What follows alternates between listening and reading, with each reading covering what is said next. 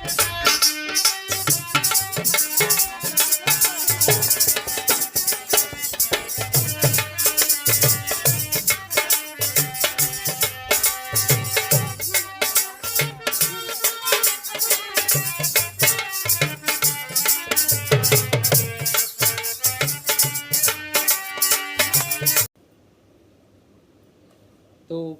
आप सभी दर्शकों का मेरे चैनल पर एक बार फिर हार्दिक स्वागत और अभिनंदन। तो आज हम चर्चा कर रहे हैं मिश्रणों से उसके अवयवों को पृथक करना। अब बात उठती है कि मिश्रण से उसके अवयवों को पृथक करने की आवश्यकता क्या पड़ती है। तो आपने देखा होगा कभी कभी किसी मिक्सचर में एक या एक से अधिक हानिकारक और अनुपयोगी पदार्थ मिले होते हैं। अब जो सेहत के लिए हानिकारक सिद्ध हो सकते हैं, अतः उनको अलग करना बहुत आवश्यक होता है। और कभी कभी इस चक्कर में हम उपयोगी पदार्थों को भी अलग अलग कर देते हैं, पृथक पृथक कर देते हैं। तो आज हम ऐसी विभिन्न विधियों पर आधारित वस्तुनिष्ठ या ऑब्जेक्टिव प्रश्नों की चर्चा करेंगे। उनको प्रश्न लेंगे, विभिन्न परीक्षाओं में आए हुए प्रश्नों को लेंगे जो रीट परीक्षा के लिए बहुत उपयोगी है। इसके अलावा आरपीएससी, इंजीनियरिंग परीक्षाओं, नीट, रीट जो भी है ना, उन सब के लिए बहुत उपयोगी है। इसके अलावा रेलवे में और जहाँ भी सामान्य विज्ञान एक विषय के रूप में होता है, तो उन सभी के लिए बहुत ही उपयोगी होने जा रहा है। आशा करता हूँ आप इस वीडियो को पूरा देखेंगे। अब मैंने ये शब्द क्यों कहा, क्योंकि मैंने देखा है कि 2-3 वीडियो मैंने जो पहले डाले थे बहुत उपयोगी थे और उनमें वॉच टाइम एवरेज आ रहा है 3 मिनट 4 मिनट, जबकि मैं वीडियो डाल रहा हूँ 1 से 2 घंटे के बीच में।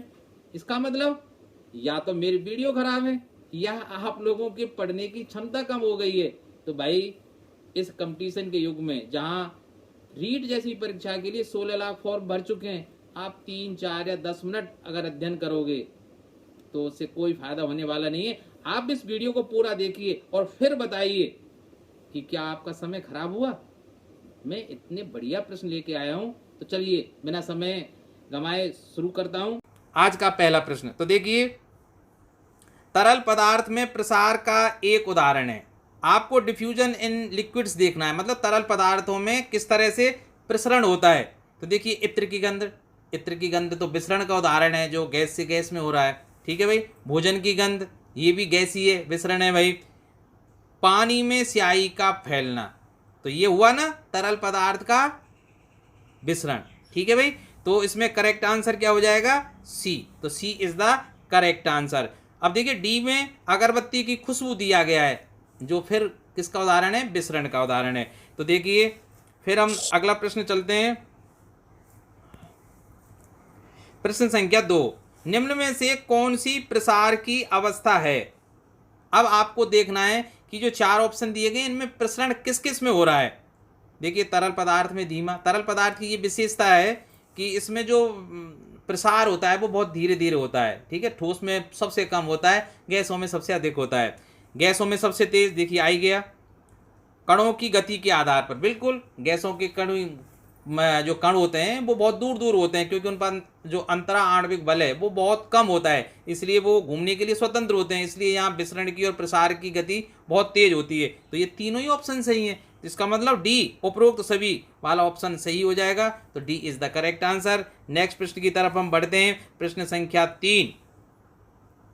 तो देखिए, एक अशुद्ध कार्बनिक द्रव का क्वथनांक उसी शुद्ध कार्बनिक द्रव के क्वथनांक से, देखना भाई, मैं आपको एक बात बता देता हूं, किसी पदार्थ की गुणवत्ता का या शुद्धता का जो निर्धारण उसके क्वथनांक से होता है। अब आप कहेंगे सर ऐसा क्यों। भाई देखिए कि जब किसी पदार्थ में अशुद्धियां, इम्प्योरिटीज मिली हुई होंगी तो उसका क्वथनांक अधिक हो जाता है। उदाहरण के लिए हम जल लेते हैं, अगर शुद्ध या अशुद्ध जल है तो उसका क्वथनांक कितना होता है, 100 सेंटीग्रेड होता है। लेकिन अगर उसमें कोई पार्टिकल्स मिले हुए हैं, धूल के कण या अन्य अशुद्धियां मिली हुई हैं, तो उसका क्वथनांक बढ़ जाएगा मिली हुई अशुद्धि के हिसाब से। ठीक है।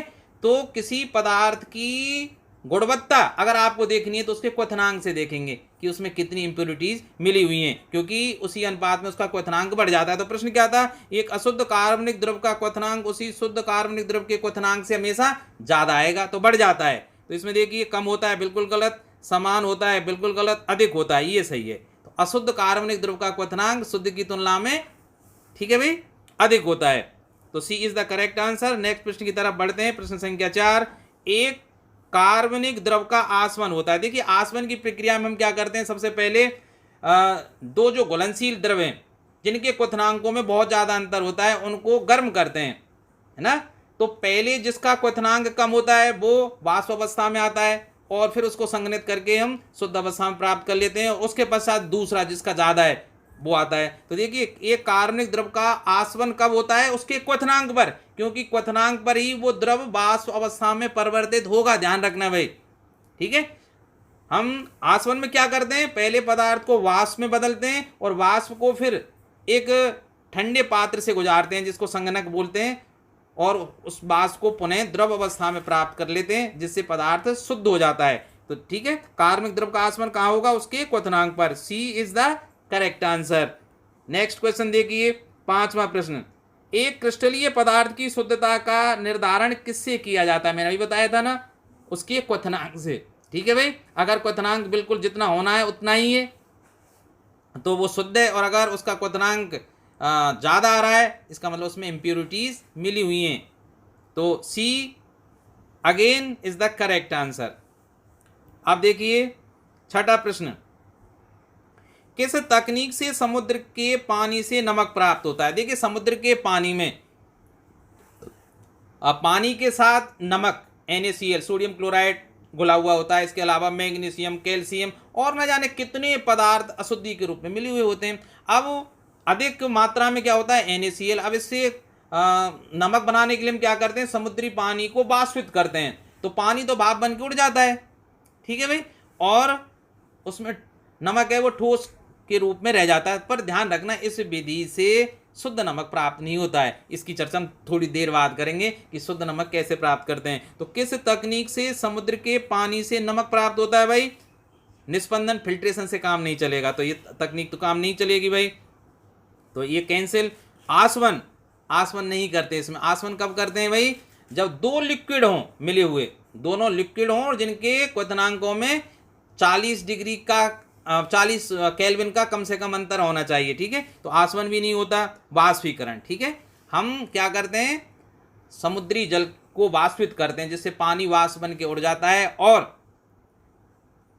नमक रह जाता है, ठीक है, पर यह नमक शुद्ध नहीं होता है। इसकी और क्रोमेटोग्राफी, इसकी चर्चा हम थोड़ी देर बाद करेंगे कि ये किस काम आता है, ठीक है। तो C is the correct answer. फिर 7वें प्रश्न पर चलते हैं हम, कि किस प्रकार आयोडीन को पोटेशियम क्लोराइड और आयोडीन के मिश्रण से अलग करते। देखिए हमारे पास दो पदार्थों का मिश्रण है, कौन कौन से, एक तो आयोडीन है और एक पोटेशियम क्लोराइड के पदार्थों को गर्म करने पर देखिए हम देखते हैं कि वो पहले ठोस अवस्था से द्रव अवस्था में परिवर्तित होते हैं, फिर द्रव अवस्था से गैसीय अवस्था में परिवर्तित होते हैं। लेकिन कुछ प्रकृति में ऐसे पदार्थ उपलब्ध हैं जिन्हें गर्म करने पर वो ठोस अवस्था से सीधे गैसीय अवस्था धारण कर लेते हैं। ऐसे पदार्थों को हम ऊर्ध्वपातज पदार्थ कहते हैं और पदार्थों का यह गुण ऊर्ध्वपातन सब्लिमेशन कहलाता है, ठीक है भाई। जैसे आयोडीन, कपूर, नौसादर NH4Cl जिसको बोलते हैं, नेप्थलीन है, ठीक है, तो और आयोडीन है ही। तो देखिए अब आयोडीन मिला हुआ है KCl, तो हम क्या करेंगे, इस मिक्सचर को या इस मिश्रण को गर्म करेंगे एक प्याली में लेकर और उसके ऊपर एक कीप लगा देंगे, ठीक है। और कीप लगाने से क्या होगा, जैसे ही आयोडीन सीधे ठोस से गैस अवस्था में जाएगी तो उस कीप के अंदर एकत्रित हो जाएगी और उसको ठंडा करने पर आयोडीन शुद्ध रूप में एक अलग हो जाएगी और पोटेशियम क्लोराइड वाष्प अवस्था में बदलता ही नहीं है, ठीक है भाई। तो नीचे प्याली में क्या रह जाएगा, पोटेशियम क्लोराइड, और आयोडीन उस कीप में प्राप्त हो जाएगी, ठीक है। तो किस विधि से करते हैं, ऊर्ध्वपातन विधि से, ठीक है। तो इसमें देखिए फिल्ट्रेशन गलत, अवसादन सेडिमेंटेशन जिसको बोलते हैं नहीं, और आसवन बिल्कुल गलत, ऊर्ध्वपातन। तो D is the correct answer, ठीक है। ध्यान रखना भाई, किसी भी मिक्सचर में अगर एक पदार्थ ऊर्ध्वपातज पदार्थ हो और एक गैर ऊर्ध्वपातज पदार्थ हो तो उनको हमेशा ऊर्ध्वपातन विधि से ही शुद्ध करते हैं या अलग करते हैं। अब ध्यान रखेंगे कौन कौन से पदार्थ हैं भाई, नौसादर, ठीक है, NH4Cl, कपूर, और कौन सा है, आयोडीन, ठीक है, नेप्थलीन। अगर इनमें से कोई पदार्थ एक मिला हुआ हो तो हमेशा क्या ध्यान रखना है, ऊर्ध्वपातन विधि, सब्लीमेशन, अंग्रेजी वर्ड जरूर याद रखनी है भाई। तो देखिए अब अगला प्रश्न चलते हैं, नमक और चीनी के मिश्रण को क्या कहते हैं। अब इसको तो आप जानते ही हैं, मिश्रण दो प्रकार के होते हैं ना, समांगी और विषमांगी। अगर दो या दो से अधिक पदार्थ किसी भी अनुपात में मिलकर भौतिक संयोजन, देखिए रासायनिक संयोजन नहीं होना चाहिए, रासायनिक संयोजन अगर हो जाएगा दो या दो से अधिक पदार्थों का तो वो यौगिक बनेगा, ना कि मिश्रण। मिश्रण में भौतिक संयोजन ही होता है। और अगर इस संयोजन में या इस मिक्सचर में मिलने वाले जो पदार्थ हैं उनको आप अलग अलग पहचान सको तो वो विषमांगी, और अगर आप अलग अलग पहचान ना सको तो वो समांगी मिश्रण कहलाता है। जैसे पानी में अगर चीनी मिला दें तो क्या उस घोल में आप पानी और चीनी को अलग अलग पहचान सकते हो? नहीं, एक ही लगेगा आपको, तो वो समांगी मिश्रण हुआ। और अगर इसी तरह मिट्टी का तेल और अगर पानी मिला दें तो वो किसका उदाहरण है? विषमांगी, क्योंकि दोनों मिलते नहीं, अलग अलग तय उनकी देखी जा सकती हैं, तो ये विषमांगी का उदाहरण हुआ। तो ऐसे ही नमक और चीनी, नमक और चीनी तो भाई दोनों ठोस हैं, इनको अलग अलग आप पहचान ही लेंगे, क्रिस्टलीय संरचना चीनी की अलग है और नमक की अलग है, ठीक है। तो ये किसका उदाहरण है? विषमांगी मिश्रण का। तो B is the correct answer. 9th प्रश्न में चलिए भाई, कपूर को किस विधि से शुद्ध किया जाता है? अभी बात कर रहे थे ना, कौन कौन से? कपूर, आयोडीन, नौसादर, नेप्थलीन। अगर ये आ जाए ठीक कहाँ करना है?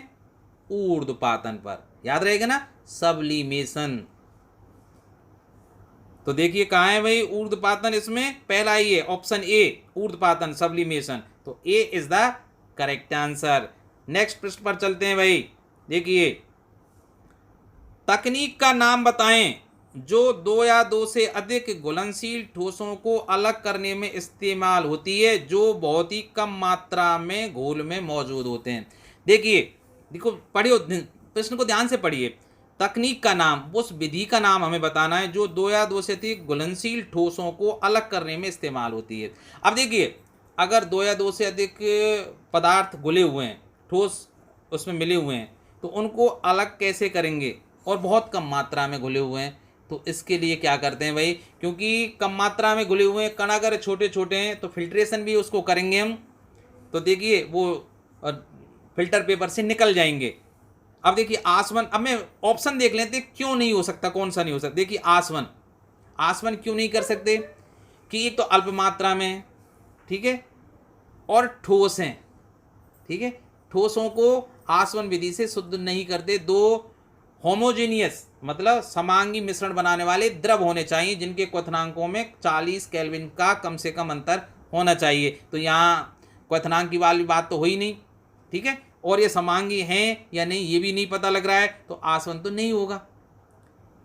सेंट्रीफ्यूगेशन यही सही है। तो सेंट्रीफ्यूगेशन अपकेंद्रण क्या कहलाता है भाई, कि जब बहुत कम मात्रा में छोटे छोटे कण अगर किसी द्रव के साथ मिले हुए हैं जिनको हम फिल्ट्रेशन नहीं कर सकते, क्योंकि फिल्ट्रेशन करने पर यदि वो कण छनित्र के साथ सीधे निकल जाते, मतलब छानने पर भी वो कण अगर फिल्टर पेपर से निकल जाते हैं, तब क्या करते हैं हम एक टेस्ट ट्यूब में उनको लेकर और बहुत तेजी से घुमाते हैं, है ना। उस मशीन को सेंट्रीफ्यूज बोलते हैं, सेंट्रीफ्यूजल मशीन कहते हैं। इससे क्या होता है कि आप जानते हैं ना भाई, कि जब किसी वस्तु को वृत्ताकार मार्ग में घुमाया जाता है, इस तरह से घुमाया जाता है, तो अंदर की ओर जो बल लगता है जो घुमाने के लिए आवश्यक होता है उसको बोलते हैं अवकेंद्रीय बल। लेकिन जैसे ये घूम रहा है तो इसके रेडियल या त्रिज्यीय रूप में एक बल बाहर की ओर भी लगता है जिसको बोलते हैं हम अपकेंद्रीय बल। क्या बोलते हैं? अपकेंद्रीय बल, जो उस कणों को बाहर ले जाने का प्रयास करता है। इस अपकेंद्रीय बल के कारण क्या होगा, उस द्रव के साथ जो बाहरी कण है, भाई देखिए द्रव है और कण है, तो इनमें से एक तो ज्यादा डेंसिटी का होगा, एक कम डेंसिटी का। तो जो ज्यादा डेंसिटी के जो कण हैं वो बाहर की ओर भागने का प्रयास करेंगे, तो वो कण कहाँ चले जाएंगे? टेस्ट ट्यूब के पेंदी की तरफ चले जाएंगे और ऊपर जो लिक्विड है वो बच जाएगा। तो इससे ये शुद्ध हो जाएगा, मतलब नीचे। और इसी विधि के द्वारा हम जैसे रक्त की जांच कराने जाते हैं तो प्लाज्मा निकालना पड़ता है। जो द्रव पदार्थ, द्रव भाग है उसको बोलते हैं प्लाज्मा ही तो बोलते हैं ना। इसके अलावा रक्त में बहुत सी कण मिले होते हैं, जैसे हीमोग्लोबिन कण है, मोनोसाइट्स है, WBC, RBC और अनेकों कण मिले होते हैं। तो इनको प्लाज्मा कैसे निकालते हैं? रक्त से सेंट्रीफ्यूज करके, है ना, केंद्रापसरण। या इसकी देखिए हिंदी में गड़बड़ हो जाता है, इसलिए आप सभी के इंग्लिश नाम याद रखने भाई, है ना। तो सेंट्रीफ्यूगेशन, ठीक है।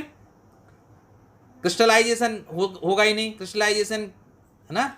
देखिए इसके लिए सबसे बेहतर क्या होगा, मैं एक अलग से एक वीडियो आपको बना दूंगा जिनमें एक एक करके सभी विधियों को ढंग से बता दूंगा कि भाई किस विधि का हम कब प्रयोग करते हैं, जिससे आप देखने मात्र से ही प्रश्न का उत्तर बता सकें। ठीक है, तो नेक्स्ट वीडियो उसी का आएगा, मैं अपलोड कर दूंगा। तो अब नेक्स्ट प्रश्न पर चलते हैं भाई। 11वां, किस तंत्र द्वारा एक अमिश्रणीय तरल, अर्थात ऐसे दो द्रव हैं जो एक दूसरे में मिलते नहीं हैं, इमिसिबल लिक्विड का मिश्रण अलग किया जाता है, तो इसके लिए कौन सी विधि का प्रयोग किया जाता है, बताइए आप। देखिए बर्नर का नहीं करते, बीकर का नहीं करते, आसवन फ्लास्क का नहीं करते, तो इसके लिए करते हैं हम पृथक्कारी की सेपरेटिंग फनल का प्रयोग करते हैं। किसका करते हैं, सेपरेटिंग फनल का। तो D is the correct answer. उसमें क्या करते हैं, देखिए दो आपस में विलय नहीं है, दो द्रव ऐसे हैं जो आपस में नहीं मिलते हैं, जैसे मिट्टी का तेल और पानी ले लेते हैं, ठीक है। तो अब इनको अलग अलग कैसे करेंगे, एक पृथक्कारी कीप होता है, ठीक है, उसमें इनको डाल देते हैं और कुछ समय के लिए छोड़ देते हैं, तो घनत्व के हिसाब से जो कम घनत्व का जो पदार्थ है वो नीचे आ जाता है। जैसे मिट्टी का तेल और पानी में पानी का घनत्व ज़्यादा है, तो वो तो नीचे आ जाएगा, ठीक है भाई। और जिसका घनत्व कम है वो कहाँ जाएगा, तैर के ऊपर। तो मिट्टी के तेल का घनत्व पानी की तुलना में कम है, इसलिए वो तैर के ऊपर आ जाता है। तो फिर दो तय बन जाती है, ऊपर मिट्टी के तेल की, नीचे पानी की। तो हम क्या करेंगे, एक पेच को जो खोलकर, कॉर्क जो होता है उसमें, उस पेच को खोलकर नीचे की सतह को बहुत धीमे से बाहर निकाल लेंगे और बीकर में एकत्रित कर लेंगे, तो पानी बाहर आ जाएगा। फिर ऊपर जो बच जाएगी मिट्टी के तेल की सतह, उसको एक अलग बीकर में, ठीक है, मिला लेंगे। तो ध्यान रखना, दो अमिश्रणीय, जब भी ऐसा प्रश्न आए कि दो लिक्विड हों और एक दूसरे में नहीं घुलते हों ना, इमिसिबल लिक्विड्स हों, तो उनको कैसे अलग करते हैं, कैसे अलग करते हैं, पृथक्कारी की हिंदी में बोलते हैं, और सेपरेटिंग फनल जो डी ऑप्शन है देखिए इसमें, ठीक है, उसके द्वारा अलग करते हैं। याद रहेगा ना। तो नेक्स्ट प्रश्न पर बढ़ते हैं, चलिए 12वां प्रश्न। हाँ देखिए, अब इसमें मैंने कई प्रश्न एक साथ लिख दिए हैं, सरल रहेगा ना इसके लिए। तो देखिए क्या है प्रश्न, यहाँ लिस्ट ए में तो कुछ मिक्सचर दिए गए, मिश्रण दिए गए, और लिस्ट 2 में उन मिश्रणों से अवयवों को पृथक करने की उपयुक्त विधियों के नाम दिए गए। तो आपको देखना है कि कौन से के साथ सही रहेगी। तो देखिए पहला है send from a mixture of sand and water. तो आपके पास एक मिक्सचर है पानी और रेत का, ठीक है, उसमें से आपको रेत अलग करनी है, तो कैसे करेंगे भाई। तो देखिए आप इनको जो विधि दी गई है ना, इनको पढ़ लेते हैं। सेपरेटिंग फनल नहीं, क्योंकि इसमें सेपरेटिंग फनल में क्या करते हैं हम, दो अविलेय द्रवों को अलग करते हैं, ठीक है, जैसे मिट्टी का तेल और केरोसिन, या मिट्टी के पानी के साथ, सॉरी पानी और मिट्टी का तेल, पानी के साथ हम पेट्रोल भी रख सकते हैं, बेंजीन भी रख सकते हैं, ठीक है, पारा भी रख सकते हैं, क्योंकि ये आपस में घुलते नहीं हैं और इनके घनत्व भी अलग अलग हैं, इसलिए दो तय बना देते हैं। तो अब तो सेपरेटिंग फनल का प्रयोग करते हैं। देखिए सब्लिमेशन, ऊर्ध्वपातन, आयोडीन का पूर्ण औषाधार, है ना, ये इनमें से कोई होता तो हम किसका प्रयोग करते, ऊर्ध्वपातन का प्रयोग करते। फिल्ट्रेशन, छान कर। तो अब देखिए सैंड, रेत और पानी को कैसे अलग कर लेंगे हम, फिल्टर पेपर में छानेंगे भाई, रेत फिल्टर पेपर के ऊपर रह जाएगी, पानी नीचे चला जाएगा। तो पहले में तो हो गया भाई ये कौन सा, सी, तो पहले के साथ तो सी हो गया। दूसरा देखिए kerosene from a mixture of kerosene and water. तो आ गया ना वो प्रश्न कि केरोसिन और पानी का जो मिक्सचर है उसको कैसे याद करेंगे, सेपरेटिंग फनल के द्वारा। तो इसमें कौन सा आ जाएगा, 2 में ए, ठीक है। अब देखिए alcohol from a mixture of methyl alcohol and water. तो एल्कोहल और पानी, अब ये तो भाई दोनों कैसे समांगी मिश्रण बनाते हैं, ये तो मिल जाते हैं दोनों आपस में, एथिल एल्कोहल और पानी। तो अब समांगी मिश्रण से उनके अवयवों को पृथक करने की 2 विधियां हो सकती हैं। यदि कौन कौन सी, एक तो आसवन और एक प्रवाजी आसवन विधि। अब देखिए भाई प्रवाजी आसवन का प्रयोग कब करेंगे और आसवन का कब करेंगे, यदि उन तरल पदार्थों के क्वथनांकों में अंतर 40 केल्विन से अधिक का है तो हम करेंगे आसवन सीधे सीधे, और अगर 25 केल्विन से कम क्वथनांकों में अंतर है तो करेंगे प्रवाजी आसवन का, ठीक है। अब प्रभाजी आसवन और आसवन विधि में क्या अंतर है ये तो देखने मेरा वीडियो जो आने वाला है, अब मैं 1-2 दिन में ही उसको डाल दूंगा और ढंग से पढ़ लेना उसको, ठीक है। तो ध्यान क्या रखना है भाई, अगर क्वथनांकों में 40 केल्विन से अधिक, 40 से ज़्यादा आसवन, ठीक है। तो एल्कोहल और पानी के भाई क्वथनांक तो बहुत समीप है, ठीक है। तो इसलिए इसमें प्रयोग करेंगे हम फ्रैक्शनल डिस्टिलेशन का। तो 3 के लिए क्या हो जाएगा, ई। इसलिए अगला देखिए चौथा नेप्थलीन। देखिए अब नेप्थलीन तो ऊर्ध्वपातज पदार्थ है, आयोडीन, कपूर, नौसादर, नेप्थलीन मैंने बताया था ना। तो इसके लिए तो क्या बोलते हैं, सब्लिमेशन कहाँ है भाई, कहाँ है सब्लिमेशन, बी। इसमें हो जाएगा B. Pure water from impure water, और इसके लिए क्या करते हैं, आसवन। आसवन विधि से हम इसको अलग कर लेंगे, तो इसमें आ जाएगा डी, ठीक है। तो आपको हो गया ना। तो अब चलते हैं, देखिए इसके उत्तर मैंने एक साथ लिख दिए हैं, तो देख लीजिए आप यहाँ कि देखिए sand from a mixture of sand and water, रेत और पानी के मिक्सचर में से अगर रेत को अलग करना है तो उसका फिल्ट्रेशन हमें करना होगा, ठीक है भाई। हाँ, छानना जिसको निस्यंदन बोलते हैं, ठीक है। इसके इंग्लिश वर्जन सही है, filtration. Kerosene from a mixture of kerosene and water, 2 अलग अलग सतह बनती हैं, इसलिए सेपरेटिंग फनल पृथककारी कीप का प्रयोग करेंगे भाई। एल्कोहल फ्रॉम ए क्वथनांकों में 25 केल्विन से कम का अंतर है, इसलिए फ्रैक्शनल डिस्टिलेशन अर्थात प्रभाजी आसवन, ये प्रभाजी आसवन है भाई। इसी तरह नेप्थलीन, ये mixture of naphthalene and lead iodide, तो इसमें किसका, ऊर्ध्वपातन, ऊर्ध्वपातन, सब्लिमेशन मतलब ऊर्ध्वपातन, ऊ है भाई ये। Pure water from impure water, इसके लिए आसवन विधि का प्रयोग करेंगे। किसका करेंगे, आसवन विधि का प्रयोग करेंगे। तो देखिए अब बढ़ते हैं हम अगले प्रश्न की तरफ। तो प्रश्न संख्या 13, तो देखिए वही उसी की तरह का प्रश्न है कि इसमें कुछ मिक्सचर दिए गए हैं और उनको शुद्ध करने की कहें या अलग अलग करने की विधि कहें, वो इसमें दिया गया है। ये फर्स्ट है, सॉरी हाँ, तो ये फर्स्ट और ये सेकंड, ठीक है। अब देखिए naphthalene from naphthalene and sodium chloride, मैंने बताया ना नेप्थलीन किसी के साथ मिला हो ऊर्ध्वपातज पदार्थ है, तो इसमें क्या आ जाएगा, कहाँ है वो, सब्लिमेशन। तो फर्स्ट में आ जाएगा B. Cream from milk, cream from milk, देखिए इसमें क्या बोलते हैं, अपकेंद्रण या अपकेंद्रीय विधि है, जिसको सेंट्रीफ्यूगेशन बोलते हैं। तो सेंट्रीफ्यूगेशन ये हो जाएगा डी। ध्यान रखना, जब कण कैसे हों, हल्के हल्के मिले हों, कण कैसे हों, हल्के कण मिले हों जो छानने से नहीं छने, अर्थात छानने फिल्टर पेपर में से निकल जाएं, तब किसका प्रयोग करते हैं हम, सेंट्रीफ्यूगेशन विधि का, ठीक है, अपकेंद्रण विधि का। तो ये डी आ गया। Kerosene oil from kerosene oil in water, repeat हो गया भाई ये गलती से, तो ये तो सेपरेटिंग फनल के द्वारा हो जाएगा, तो इसमें हो जाएगा A. Lead nitrate from an aqueous solution of lead nitrate, इसके लिए लेड नाइट्रेट घुला हुआ है किस में भाई, पानी में घुला हुआ है, तो इसके लिए क्या करेंगे हम, उसको बाष्पित कर देंगे भाई। अब देखिए सेपरेटिंग फनल आ गया, सब्लिमेशन आ गया, बॉइलिंग, उबाल कर, ठीक है। और अब इसको इसमें लेड नाइट्रेट के लिए किसका करेंगे, आसवन कर देंगे, ठीक है। पहले वाष्प अवस्था में लेड नाइट्रेट बदल जाएगा और उसको फिर उसकी वाष्प को ठंडा कर लेंगे भाई। तो चौथे में क्या आ जाएगा, ई। और ammonia from an aqueous solution of ammonia, तो अमोनिया को कैसे अलग करेंगे, उबाल कर, जैसे ही उबालेंगे तो वो बाहर निकल जाएगा, ठीक है भाई। तो इसमें आ जाएगा सी। तो आपको याद हो ही गया होगा। तो अब इनको देखिए आगे मैंने लिख भी दिया है इनके आंसर।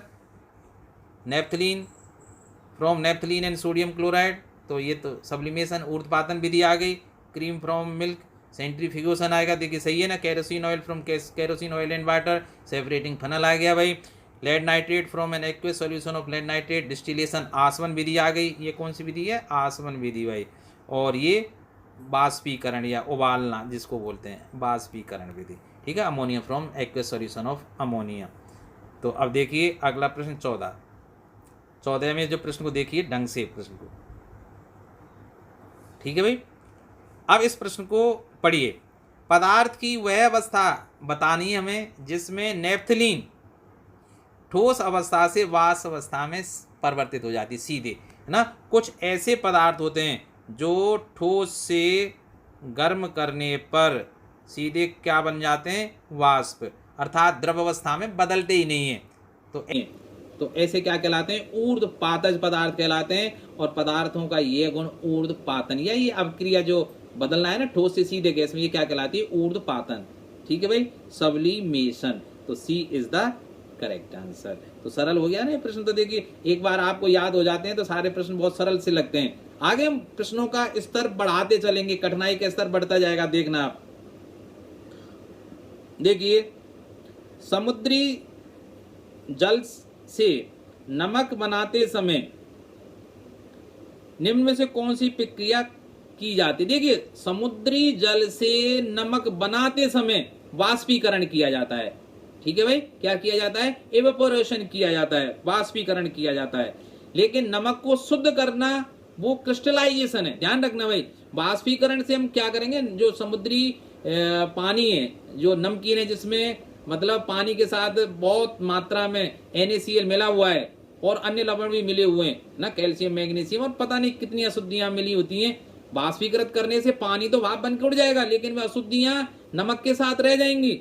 तो इस प्रकार प्राप्त नमक शुद्ध नहीं होता है। ठीक है, तो उसको शुद्ध करने के लिए बाद में क्रिस्टलाइजेशन करना पड़ता है। पर इसमें क्या पूछा है, समुद्री जल से नमक बनाते समय, ये शुद्ध करने वाली बात नहीं है, केवल नमक बनाने वाली बात है। तो बनाने के लिए समुद्री जल का क्या किया जाता है, वाष्पीकरण किया जाता है। तो B is the correct answer, ध्यान रखना भाई।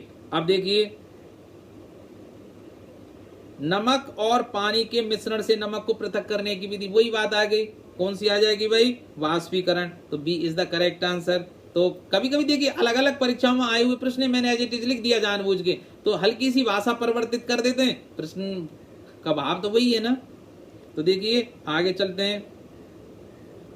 एसीटोन और जल के मिश्रण में से एसीटोन को पृथक करने की उपयुक्त विधि है। तो देखिए, अपकेंद्रण, सेंट्रीफ्यूगेशन नहीं हो सकता, उसमें तो छोटे छोटे कण वाले बात होनी चाहिए ना। आसवन, डिस्टिलेशन है ना, क्रिस्टलन और ऊर्ध्वपातन। तो वैसे भी देख लीजिए, क्रिस्टलाइजेशन नहीं हो सकता, अपने आप पता लग जाता है। अगर समझ में भी नहीं आ रहा है तो अपने आप पता लग जाता है, क्योंकि एसीटोन और जल दोनों एक समांगी मिश्रण बनाते हैं। आप अलग, अगर इन दोनों को मिला दिया जाए तो आप अलग अलग नहीं देख सकते इनको। तो अब सीधी सी बात है, अब केंद्रण तो इसका करेंगे नहीं, क्योंकि इसमें कण ही है, पदार्थ है ही नहीं। छोटे छोटे कण होने चाहिए ना, जिनका घनत्व ज्यादा हो, तो इसमें तो कण है ही नहीं।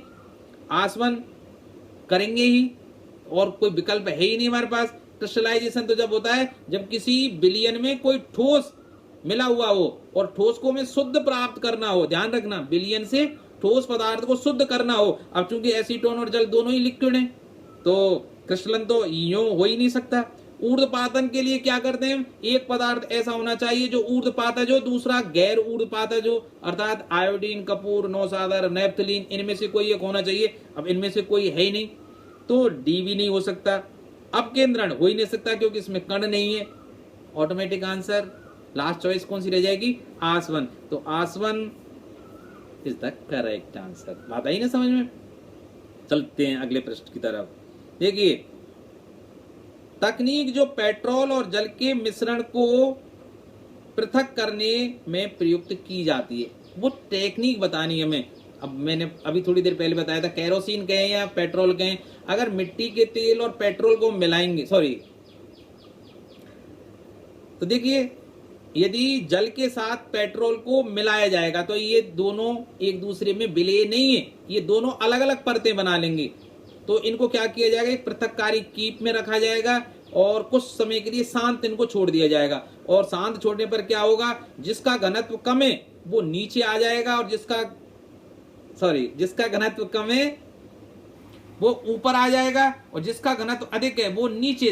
तो पानी का घनत्व ज्यादा है तो पानी नीचे आएगा, और पेट्रोल का घनत्व कम होने के कारण वो पानी के ऊपर तैरने लग जाती है। अर्थात दो डिफरेंट लेयर बन जाएंगी। जब लेयर बन जाए तो बहुत चुपके से, मतलब बिना हिलाए पात्र को और कॉर्क को खोल के पानी की सतह को पहले एक बीकर में निकाल लेते हैं, और जब पूरा पानी निकल जाए तो उसके पश्चात पेट्रोल को हम दूसरे बीकर में निकाल लेते हैं। तो सीधी सी बात है, कौन सा, सेपरेटिंग फनल या पृथककारी की। ठीक है भाई, तो B is the correct answer. आसमन क्यों नहीं कर सकते? आसमन कब करते हैं? जब दोनों लिक्विड हैं, सही, द्रव हैं दोनों, पर वे कैसा बनाए?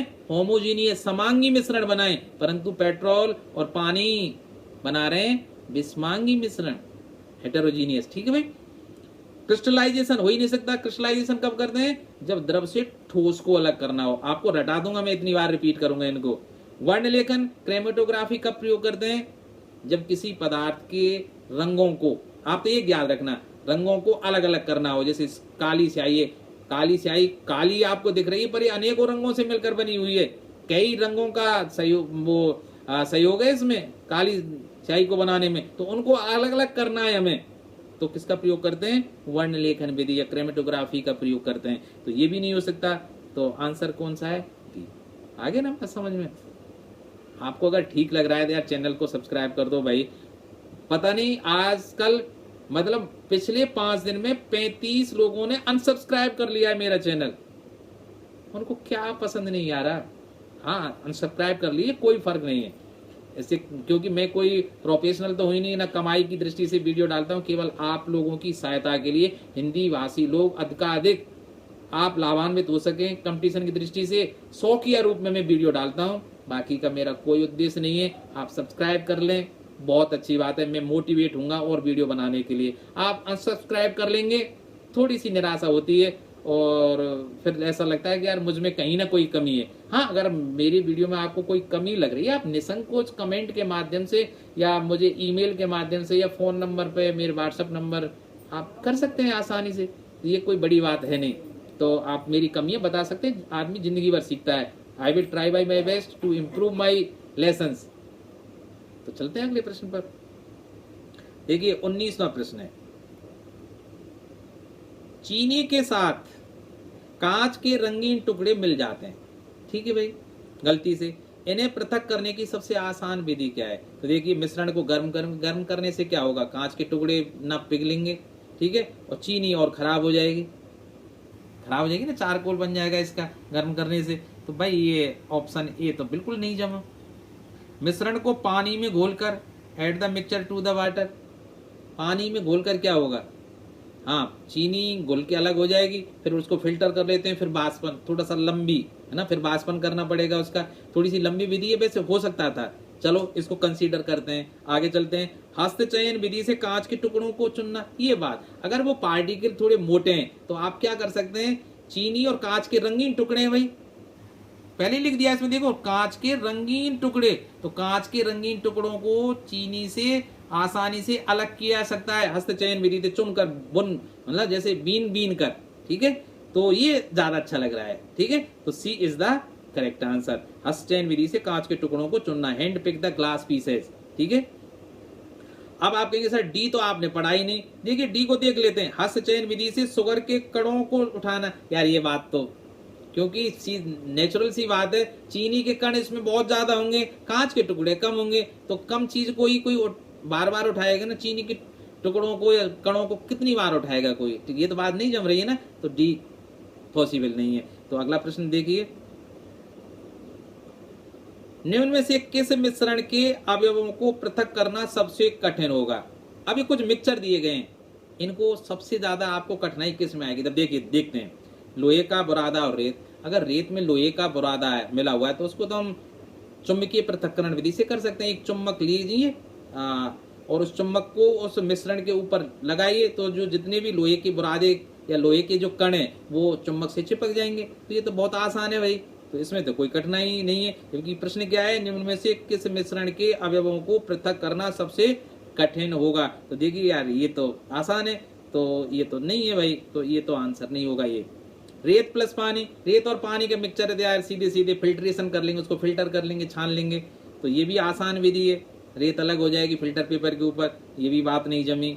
रेत प्लस कंकड़, अरे यार सीधी सी किसी चलनी से तो हम छान लेंगे इसमें, तो छान कर इसको आसानी से अलग कर लेंगे। रेत और कंकड़ जैसे मकान बनाते समय करते हैं ना, तो ये तो तीनों, तो फिर इसका मतलब चौथा कठिन होना चाहिए। नाइट्रोजन प्लस हीलियम, नाइट्रोजन और हीलियम है यार, ये दोनों गैसें हैं, इनको अलग अलग करना बहुत कठिन होगा। हाँ, हीलियम की बजाय अगर मैं हाइड्रोजन भी लिखाया जाए, मान लो हाइड्रोजन आ जाता है, नाइट्रोजन हाइड्रोजन, यार उनको तो अलग करना बहुत ही कठिन हो जाएगा, क्योंकि नाइट्रोजन और हाइड्रोजन अगर मिलेंगे तो वो अमोनिया बना देंगे। अब अमोनिया को वापस नाइट्रोजन और हाइड्रोजन में तोड़ना और उनको अलग अलग करना, नॉट इजी टास्क। ठीक है, तो D is the correct answer, क्योंकि हमें कठिन नहीं देखना था। अब देखिए 21वां प्रश्न देखते हैं। काली या नीली स्याही से उसके रंगों के घटकों को पृथक करने की विधि हो सकती है। अब देखिए, आसवन विधि, वाष्पीकरण, अवसादन सेडिमेंटेशन, अपकेंद्रण। देखिए ये तो अपकेंद्रण तो होगा नहीं, आसवन होगा नहीं, क्योंकि भाई देखिए जो स्याही है ना, स्याही जिसको डाई बोल सकते हैं हम, स्याही, स्याही वास्तव में पानी प्लस अनेकों रंग से मिलकर बनी है।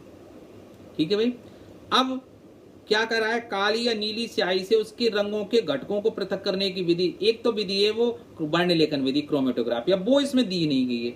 ठीक है, तो हम क्या करेंगे भाई, स्याही को हम जानते हैं वो पानी प्लस रंग के जो घटक हैं उनसे मिलकर बनी हुई, तो हम क्या करेंगे, इसको गर्म कर देते हैं, इसका बाष्पन करते हैं, बाष्पन करने से पानी भाप बनकर उड़ जाएगा और रंग जो स्याही है, काली है, जो नीली है, जो भी है, वो स्याही बच जाएगी। तो कौन सा, B is the correct answer. सही है ना, चलते हैं अगले प्रश्न पर। तो बी इसमें सही है भाई। अगले प्रश्न की तरफ, रक्त का पृथक्करण विधि से किया जाता है। मैंने थोड़ी देर पहले ही बताया था कि रक्त और पेशाब की जब जांच हम कराने जाते हैं तो कौन सी, अपकेंद्रण विधि, सेंट्रीफ्यूगेशन, क्योंकि रक्त में अनेकों कण देखिए रक्त का जो तरल भाग है वो प्लाज्मा कहलाता है। जब हमें रक्त की जांच करानी होती है तो हमें कभी कभी प्लाज्मा को अलग करना होता है, फिर वे कण जो भारी कण है वो नीचे बैठ जाते हैं, जैसे उसमें हीमोग्लोबिन वाले, आरबीसी, डब्ल्यूबीसी, मोनोसाइट्स है और लिम्फोसाइट्स हैं, अनेकों कण होते हैं। ठीक है, तो वो सब नीचे बैठ जाते हैं। विधि पता है ना, एक टेस्ट ट्यूब में रक्त को डालकर और एक मशीन होती है जिसको सेंट्रीफ्यूगल मशीन बोलते हैं, उसमें तेजी से घुमाया जाता है, बहुत तेजी से घुमाया जाता है इस तरह से वृत्ताकार में। तो जो भारी कण है ना, डब्ल्यूबीसी, आरबीसी, उन पर एक बाहर की तरफ अपकेंद्रण बल लगता है, जिसके कारण वो टेस्ट ट्यूब के पेंदे में बैठ जाते हैं, जबकि जो प्लाज्मा है कम घनत्व वाला वो ऊपर आ जाता है और उसकी दो तय हो जाती है। तेजी से घुमाने पर वो बहुत तेजी से अलग हो जाते हैं। ठीक है, यही इसके पीछे का सिद्धांत है। तो इसमें कौन सा आंसर आ जाएगा, ए इज द करेक्ट आंसर। ठीक है, चलते हैं नेक्स्ट प्रश्न पर। देखिए मैंने इतने प्रश्न लिए हैं कि एक ही तरह के कि आप भूल नहीं पाए भाई। तो देखिए मैं थोड़ा सा बड़ा कर देता हूं इसको, जिससे काली स्याही से डाई को पृथक कैसे किया जाता है।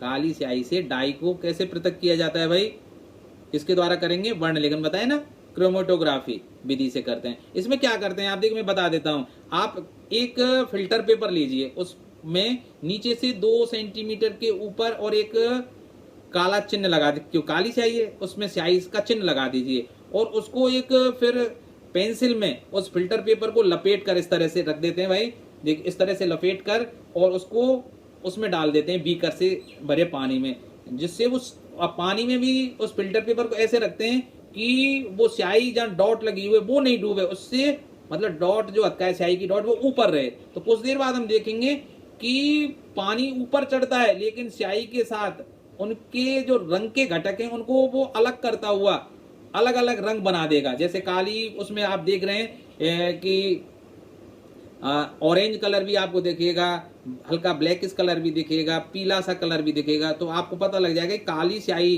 जो आपको वास्तव में काली दिखाई देती है वो कई घटकों से मिलकर बनी होती है। ठीक है, तो इसके लिए जो उपयुक्त विधि है वो कौन सी है, वर्ण लेखन, क्रोमेटोग्राफी विधि। ठीक है, सी इज द करेक्ट आंसर। तो बढ़ते हैं हम अगले प्रश्न की तरफ।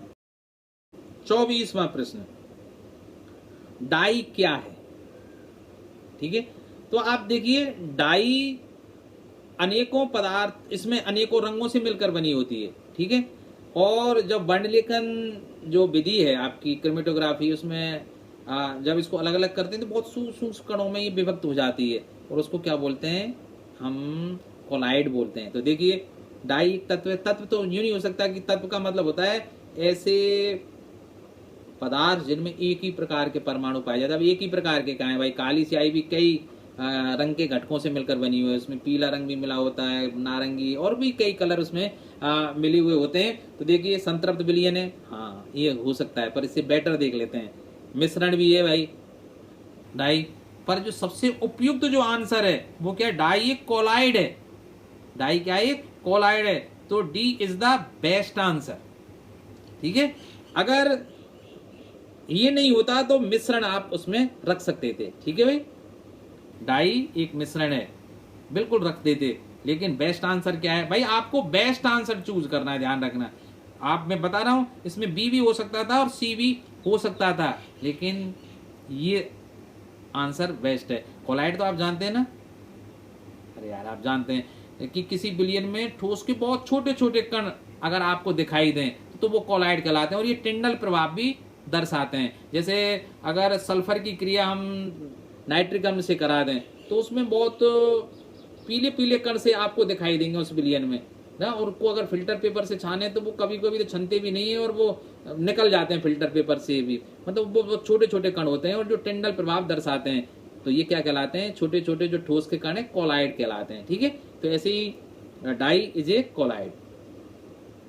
तो अब देखिए भाई, देखिए मैंने हर तरह के प्रश्न रखे हैं, कुछ इंग्लिश मीडियम के, कुछ हिंदी मीडियम के, जिससे आप लोगों को ऐसा न लगे कि भाई हिंदी मीडियम में ही पढ़ा रहे हैं या इंग्लिश मीडियम में। बोल हिंदी रहा हूं तो हिंदी मीडियम के लिए सही बात तो ये, पर इस चैप्टर में इंग्लिश शब्द ज्यादा महत्वपूर्ण है, क्योंकि आप फंस जाओगे केवल हिंदी पढ़कर। ठीक है, क्योंकि कभी कभी पेपर जो सेटर अगर इंग्लिश मीडियम का हुआ और उसने अगर गूगल के माध्यम से ट्रांसलेट किया ना तो मारे जाओगे। क्योंकि अब आप देखिए फिल्ट्रेशन को क्या निस्यंदन, कहीं निस्पंदन लिखा हुआ है, अब देखो गड़बड़ हो जाती है। तो फिल्ट्रेशन सही है यार, फिल्टर पेपर से हम उसको छानते, छानने वाली विधि अलग है तो हम नहीं बोल सकते। ऐसी तो सेंट्रीफ्यूगेशन की कहीं अपकेंद्रीय लिखा हुआ है, कहीं अवकेंद्रण लिखा हुआ है, बहुत थोड़ा सा गड़बड़ हो जाता है। तो देखिए अब प्रश्न संख्या 25, distillation is used for liquid having. तो देखिए आसवन विधि, मैंने बताया था आसवन विधि के लिए 2-3 शर्तें, दोनों लिक्विड लिक्विड होने चाहिए। ठीक है, और दोनों होमोजीनियस मिश्रण बनाने चाहिए, अर्थात दोनों मिल जाए, उनको अलग अलग नहीं देख पाए, है ना, होमोजीनियस बनाने चाहिए। तीसरी क्या है, इनके क्वथनांकों में 40 केल्विन से अधिक का अंतर होना चाहिए, huge difference between boiling points होना चाहिए। अब तो देखिए अब इसकी जो विकल्प देखते हैं, चलिए। Distillation is used for liquids having volatile impurities, non volatile अपघटनीय अशुद्धियां उसमें होनी चाहिए, अर्थात हो सकता है जो आप मिश्रण है उसमें अशुद्धियां हो, और गर्म कर आसवन में सबसे पहले हम क्या करते हैं, गर्म करके बॉइलिंग पॉइंट पर उन द्रवों को गर्म करके सबसे पहले जो कम बॉइलिंग पॉइंट वाला है वो वाष्प अवस्था में बदलता है, फिर वो उस पूरा निकल जाता है, उसको संघनित करके द्रव अवस्था में शुद्ध रूप में प्राप्त कर लेते हैं। उसके पश्चात फिर तापक्रम बढ़ाते जाते हैं, और जब दूसरा वाले का बॉइलिंग पॉइंट आ जाता है फिर वो वाष्प अवस्था में बदलता है। तो हम तापक्रम बढ़ा रहे हैं, और ऐसा ना हो कहीं उसमें इंप्योरिटीज या अशुद्धियां मिली हुई वही अपघटित हो जाए वाष्प अवस्था में, ऐसा नहीं होना चाहिए भाई। ठीक है, तो B will be correct answer for this question. ठीक है, आप देखिए 26वां प्रश्न, तो आप कहेंगे सर ज्यादा ही आसान डाल दिया। आसवन की प्रक्रिया में वाष्प से क्या प्राप्त होता है भाई, देखिए आसवन की प्रक्रिया में सबसे पहले दो जो घुलनशील दो द्रव हैं जिनमें कम क्वथनांक वाला है वो वाष्प अवस्था में जाता है, और उसको फिर एक नली से गुजारा जाता है जिसमें एक तरफ से पानी जाता है दूसरी तरफ से निकलता है। तो पानी से वो वाष्प ठंडी होती है, और ठंडे होने के पश्चात वो द्रव अवस्था में बदलती है, और जब जैसे ही द्रव अवस्था में बदलती है उसको एक अलग बीकर में एकत्रित हम कर लेते हैं। तो वो क्या होती है, शुद्ध द्रव होता है, वो जो वाष्प होती है क्या है, शुद्ध द्रव होता है। तो यही पूछ रहा है कि आसवन की प्रक्रिया में वाष्प से प्राप्त होता है, क्या होता है, शुद्ध द्रव। क्या प्राप्त होता है, शुद्ध द्रव प्राप्त होता है। तो B is the correct answer. Impurity तो कैसे प्राप्त होगी यार, पानी नहीं तो इनमें से कोई, तो इसमें बी सही है भाई। पानी की शुद्धता की जांच की जा सकती है, पानी की शुद्धता कैसे, अब देखिए अब इसमें आसवन के द्वारा मतलब पूछना ये चाह रहा था, अब हिंदी अनुवाद में फिर हो गई ना गड़बड़ी। तो पानी की शुद्धता, पानी को कैसे शुद्ध किया जा सकता है, आसवन। अगर भाई पानी ऐसा है हमारे पास, उसमें बहुत सी इम्प्योरिटीज मिली हुई हैं, तो उसको शुद्ध करने की सबसे उपयुक्त विधि कौन सी, आसवन विधि है। क्योंकि पानी 100 सेंटीग्रेड पर उबलता है, वाष्प बनेगी, उस वाष्प को ठंडा करके शुद्ध कर लिया जाएगा। तो पानी की शुद्धता कैसे की जाएगी भाई, आसवन के द्वारा। ये इज द करेक्ट आंसर। अगले प्रश्न पर चलते हैं। 28वां प्रश्न देखिए, निम्न में से कौन सी विधि द्रवों के क्वथनांकों के अंतर पर आधारित होती है। मैंने बताया ना आसवन विधि, और आसवन में भी कौन सी दो विधियां हैं भाई, आसवन साधारण आसवन जिसको बोलते हैं, और प्रवाजी आसवन। ठीक है भाई, आसवन विधि का प्रयोग करते हैं जब दोनों द्रवों के बीच का क्वथनांकों का जो अंतर है वो 40 केल्विन से के बराबर हो या अधिक हो इससे, और अगर दोनों द्रवों या अनेकों द्रव मिले हुए हों, ऐसा भी हो सकता है अनेकों द्रव उसमें मिले हुए हों, और उनके क्वथनांकों का जो अंतर है 25 केल्विन से कम का हो, तब हम क्या करते हैं, प्रवाजी आसवन करते हैं, फ्रैक्शनल डिस्टिलेशन करते हैं। तो देखिए प्रश्न में विकल्प देखिए, चुंबकीय पृथक्करण विधि, इसमें तो कोई आसवन वाली बात है ही नहीं भाई। अपकेंद्रण इसमें भी नहीं है, तो ठीक है, अपकेंद्रण विधि भी नहीं है, तो वर्णलेखन ये भी नहीं है, आसवन विधि। ठीक है, क्वथनांकों पे आधारित कौन सी, आसवन विधि। अब अगला प्रश्न चलते हैं भाई। द्रवों के मिश्रण में से घटक द्रवों को पृथक करने की आसवन विधि में शामिल है। आसवन में क्या करते हैं, सबसे पहले वाष्पन करते हैं, वाष्प को फिर एक नली में से गुजारते हैं, जिसमें एक तरफ से पानी जाता है, दूसरे से पानी बाहर निकलता है, दूसरी तरफ से पानी क्या करता है, उस वाष्प को ठंडा करता है, उसको क्या बोलते हैं, संघनक कहलाता है, और ये प्रक्रिया कहलाती है संघनन। ठीक है, तो पहले वाष्पीकरण फिर संघनन होता है, किसमें, आसवन में। याद रहेगी नहीं बात, आसवन किसके बराबर है भाई, आसवन में क्या करते हैं हम, तो आसवन बराबर क्या होगा, वाष्पन प्लस संघनन। और ये किसमें है भाई, देख लीजिए ए में, तो A is the correct answer. Evaporation and condensation, दूसरे में क्या है, फिल्ट्रेशन एंड कंडेंसेशन, ये बिल्कुल गलत है। तो मतलब और विकल्प सही है ही नहीं, आप पढ़ लेना इनको आसानी से। ठीक है भाई, और अगले प्रश्न पर चलते हैं। 30वां प्रश्न देखिए, एक समांगी द्रव द्रव मिश्रण से, मैंने बताया ना समांगी होमोजीनियस मिक्सचर है, लिक्विड लिक्विड का है, दिमाग में आ गई ना आसवन विधि, प्रश्न को तो पढ़ लेते हैं भाई। तो एक समांगी द्रव द्रव मिश्रण से घटकों को पृथक करने की उपयुक्त विधि है, कौन सी है, आसवन विधि। मैंने पहले ही कहा था ना, इतने प्रश्न लाऊंगा तोड़ मरोड़ के कि आप इनको नहीं भूल पाओगे, गारंटी है। यार वीडियो तो पूरा देख लिया करो, इतनी भी कहाँ की जल्दी है। आप इतने, ऐसा नहीं कि 5 मिनट का वीडियो देखा तो क्या समझ में आएगा, आप पूरा वीडियो देखिए और फिर बताना मुझे कमेंट करके ईमानदारी के साथ कि कैसा लगा। और मैं पूरे दावे के साथ कह सकता हूँ, पूरी यूट्यूब पर इससे बेटर वीडियो मिल जाए तो कह देना। ये घमंड की बात वैसे किसी को कहनी नहीं चाहिए, ये बहुत गलत बात है, सॉरी इसके लिए, तो मुझे खेद है, ऐसी बात मुझे नहीं बोलनी चाहिए। पर मुझे गुस्सा इस बात पर आ रहा था यार, 35 सब्सक्राइबर उसको अनसब्सक्राइब कर दिया चैनल को, किस बात के लिए भाई। यार कोई वीडियो पसंद नहीं आ रहा हो तो बता देते, चलो खैर छोड़िए। 31वां प्रश्न देखिए, 2 या 2 से अधिक विलेय द्रवों का मिश्रण है। ठीक है, आपस में 2 मिले हुए हैं और मिश्रण है हमारे पास, जिनके क्वथनांकों में 25 केल्विन से कम का अंतर हो। तो आ गई बात ना समझ में, कौन सी विधि कहाँ मिलेंगे, प्रवाजी आसवन। A is the correct answer, fractional distillation. ठीक है, 32वां प्रश्न देखिए, निम्न में से प्रवाजी आसवन के संबंध में कौन सा कथन गलत है।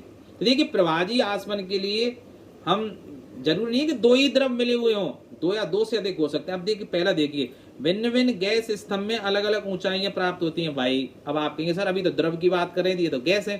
प्रवाजी आसवन के द्वारा हम जो वायु है हमारी, वायु भी तो एक मिक्सचर है भाई, मिश्रण है, जिसमें हाइड्रोजन, नाइट्रोजन, ऑक्सीजन, है ना, कार्बन डाइऑक्साइड, कार्बन मोनोऑक्साइड, जल वाष्प, हीलियम, नियोन, जियोन, जीनोन, क्रिप्टोन, अनेकों गैसें मिली हुई हैं, धूल के कण हैं इसमें। तो वायु क्या है, एक समांगी मिश्रण है। समांगी क्यों बोला, क्योंकि वायु में हम देखकर नहीं पता लगा सकते कि कौन सी हाइड्रोजन है कौन सी ऑक्सीजन है, ठीक है, अलग अलग घटकों को हम नहीं देख पाते, तो वो समांगी कहलाता है। विषमांगी में अलग अलग देख पाते हैं, जैसे पानी और केरोसिन का उदाहरण लिया था, दोनों की लेयर अलग अलग बन जाती हैं। चीनी के साथ अगर हम मिला दें, सल्फर को मिला दें, पता लग जाएगा, ठीक है। तो यहाँ देखिए, अब आप कहेंगे सर ये तो गैस है, तो गैस का प्रवाही आसवन, भाई इस गैस का भी प्रवाही आसवन करके गैसों को हम अलग अलग कर सकते हैं। कैसे करेंगे भाई, सबसे पहले दाब बढ़ाएंगे, गैस मतलब वायु को लेकर उसमें दाब बढ़ाएंगे, दाब बढ़ाने से जो परमाणु है अणु है एक दूसरे के समीप आएंगे, और फिर टेम्परेचर कम करेंगे। इससे क्या होगा, वायु जो गैसीय अवस्था में है वो द्रव अवस्था में आ जाएगी। अब इस द्रवित वायु को एक फ्लास्क में लेकर धीरे धीरे गर्म करेंगे। अब इसको एक प्रवाही स्तंभ से गुजारा जाएगा, इस जो वाष्प बनेगी। और प्रवाही स्तंभ में क्या होता है, अनेकों खाने बने हुए हैं जिसमें निकलने के लिए जगह भी बनी होती है, अर्थात अलग अलग टेम्परेचर के लिए। तो जो सबसे ज्यादा टेम्परेचर वाली वो नीचे अलग हो जाएगी और ऊपर टेम्परेचर कम होता जाएगा, और जो बहुत कम टेम्परेचर पर जो वाष्पित हो जाती है गैस वो सबसे ऊपर जाके अलग होगी। तो प्रवाही जब किया जाता है, आसवन किया जाता है, तो जो सबसे नीचे पैने में प्राप्त होती है वो ऑक्सीजन गैस प्राप्त होती है, ठीक है भाई। तो भिन्न भिन्न गैसें इस स्तंभ में अलग अलग ऊंचाइयों पर प्राप्त होंगी, सबका जो बॉइलिंग पॉइंट है वो अलग अलग है, ठीक है भाई। तो ये तो सही है भाई। ये वायु को पहले ठंडा किया जाता है फिर गर्म, मैंने बताया था ना भाई। सबसे पहले ज्यादा दाब बढ़ाकर, ठीक है, दाब बढ़ा संपीड़ित किया जाता है गैस को, फिर तापमान कम करके उसको द्रव अवस्था में बदला जाता है। तो पहले ठंडा किया जाता है और फिर उसको फ्लास्क में लेकर, ठीक है, आसवन फ्लास्क में लेकर धीरे धीरे गर्म करते हैं। तो इसका मतलब फिर गर्म करते हैं, तो ये भी सही है भाई प्रवाही स्तंभ के लिए। अगला देखिए, कार्बन डाइऑक्साइड आर्गन की तुलना में अधिक तापक्रम पर प्राप्त होती है, ये भी सही है।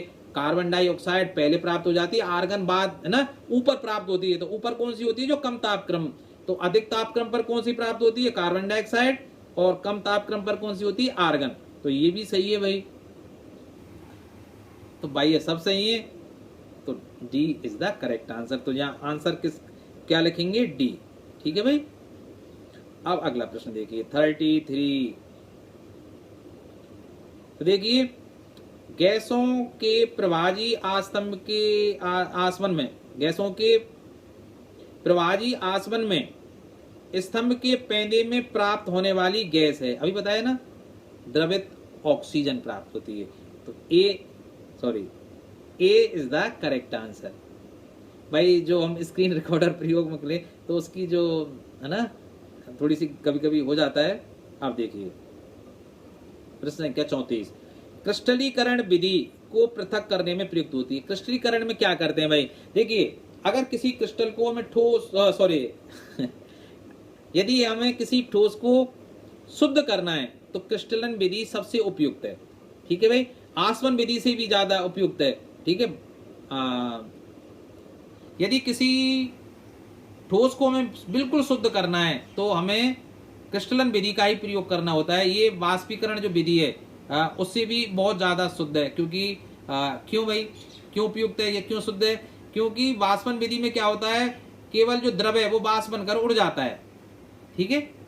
लेकिन जो इम्प्योरिटीज है, जैसे मैंने समुद्री जल का उदाहरण लिया था, समुद्री जल को गर्म करेंगे तो पानी वाष्प बनकर उड़ जाता है, तो नमक के साथ साथ समुद्री जल में जो उपस्थित अन्य अपद्रव्य थे वो भी रह जाते हैं, तो इम्प्योरिटीज रह गई।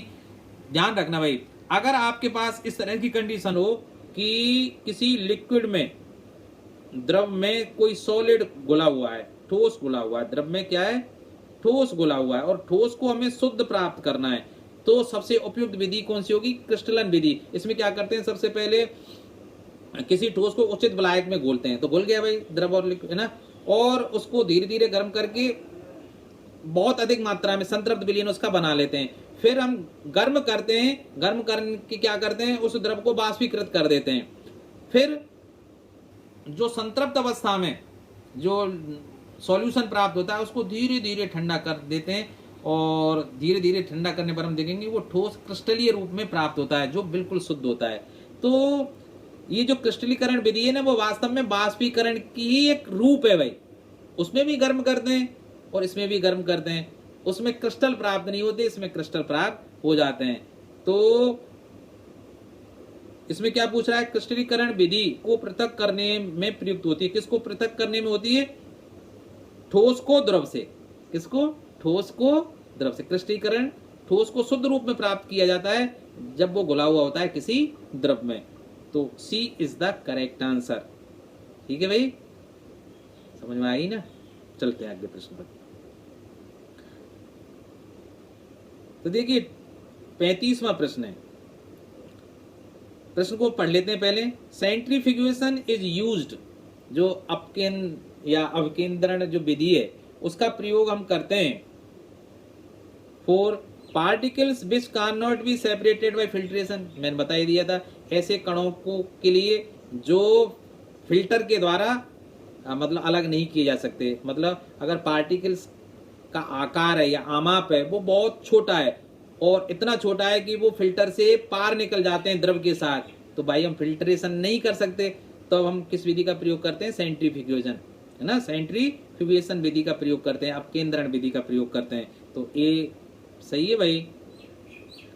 देखिए दूसरा, particles which pass through a filter paper, अभी बताया था ऐसे कण जो फिल्टर पेपर से गुजर जाएं, तो ए भी सही है, बी भी सही है इसमें। तो भाई सेपरेटिंग क्रीम फ्रॉम मिल्क, ये भी सही है। दूध से क्रीम अलग करने के लिए इसका प्रयोग करते हैं, तो सी भी सही है। इसमें तो तीनों ही सही हैं, और तीनों ही सही हैं तो A is the correct answer, क्योंकि इसी में ए बी सी लिखा हुआ है, ए बी, है ना? तो चलते हैं अगले प्रश्न पर। 36वां प्रश्न देखिए भाई। Mark the statement which is not a significant application of centrifugation. मतलब ऐसा जो 4 कथन इसमें दिए हुए हैं, स्क्रीन पर भी आप 3 देख रहे हैं, मैं चौथा भी दिखा दूंगा।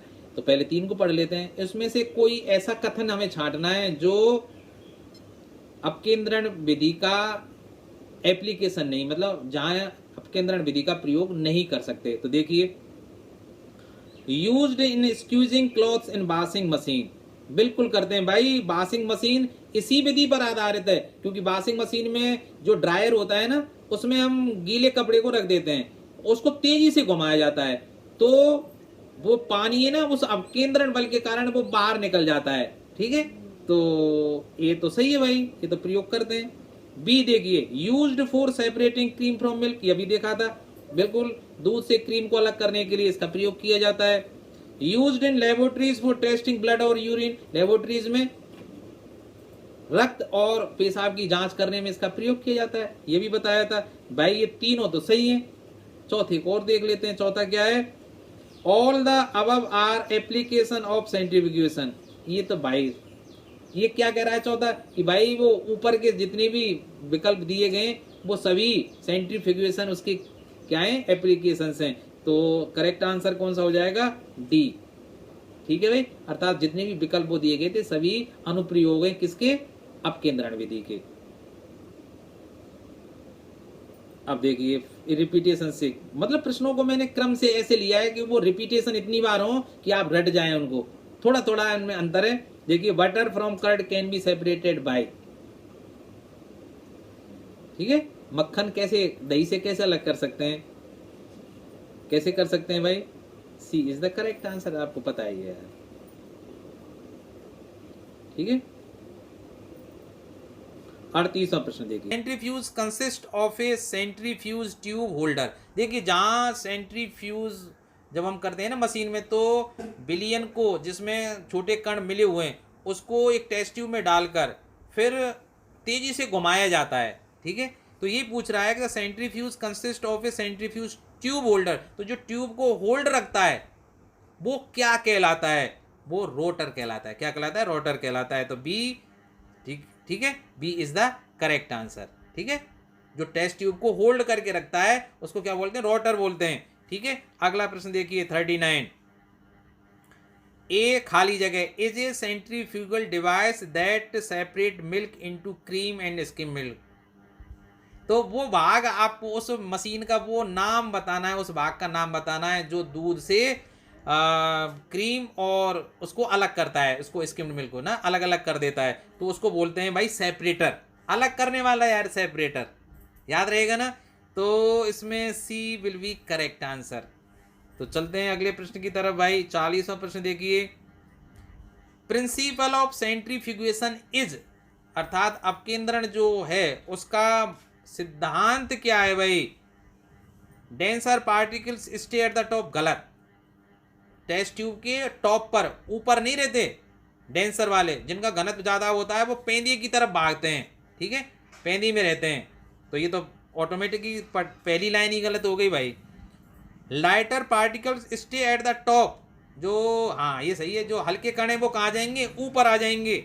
And the denser particles are forced to the bottom, और जो भारी कण है वो कहाँ चले जाएंगे, पेंदे में चले जाएंगे तेजी से घूमने के कारण। तो B is the correct answer. अगले वाले को और पढ़ लेते हैं। अब अपनी सीधी बात है, पहला गलत है दूसरा सही है, तो सीधी सी बात है अब सारे सही तो नहीं हो सकते, ठीक है, तो B is the correct answer. शेष को आप पढ़ लेना भाई। अब देखिए 41वां प्रश्न, इन इंक, स्याही में, एक्ट एज सॉल्वेंट, सॉल्वेंट किसको बोलते हैं, विलायक, और सॉल्यूट किसको बोलते हैं, विलेय, ठीक है।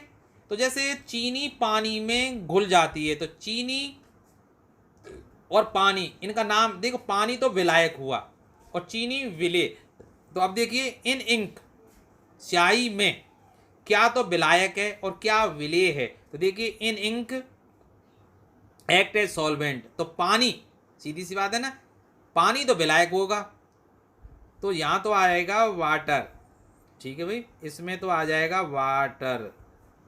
Act as solvent and as solute, और जो डाई होती है ना, स्याही की जो डाई होती है वो किसके रूप में, विलेय के रूप में कार्य करती है।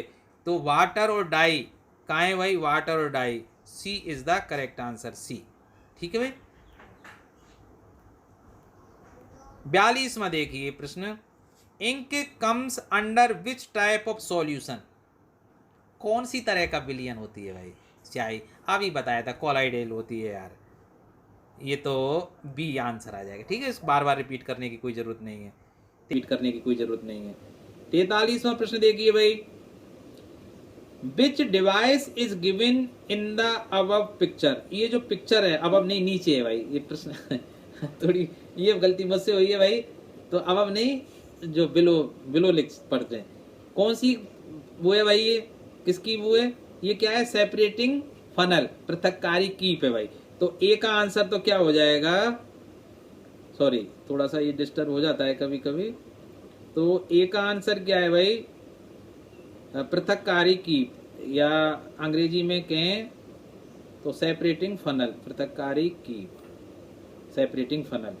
Why should this device does not use for separating petrol and kerosene? अरे यार भाई, पेट्रोल और केरोसिन के जो क्वथनांक है इनमें बहुत कम अंतर होता है, 25 केल्विन से कम का अंतर होता है, इसलिए ये दोनों, और वैसे भी दोनों एक दूसरे में मिल जाते हैं, तो ये अविलय नहीं है आपस में, तो इसके लिए हम क्या करते हैं भाई, प्रवाजी आसवन करते हैं। और ये किसका चित्र है, पृथककारी, सेपरेटिंग फनल, पृथककारी कीप का है, तो ठीक है, तो बी में आंसर आ गया, क्योंकि ये कैसे हैं भाई, ये किसका करेंगे, इसको प्रवाजी आसवन के द्वारा, है ना, इसका शुद्धिकरण करेंगे।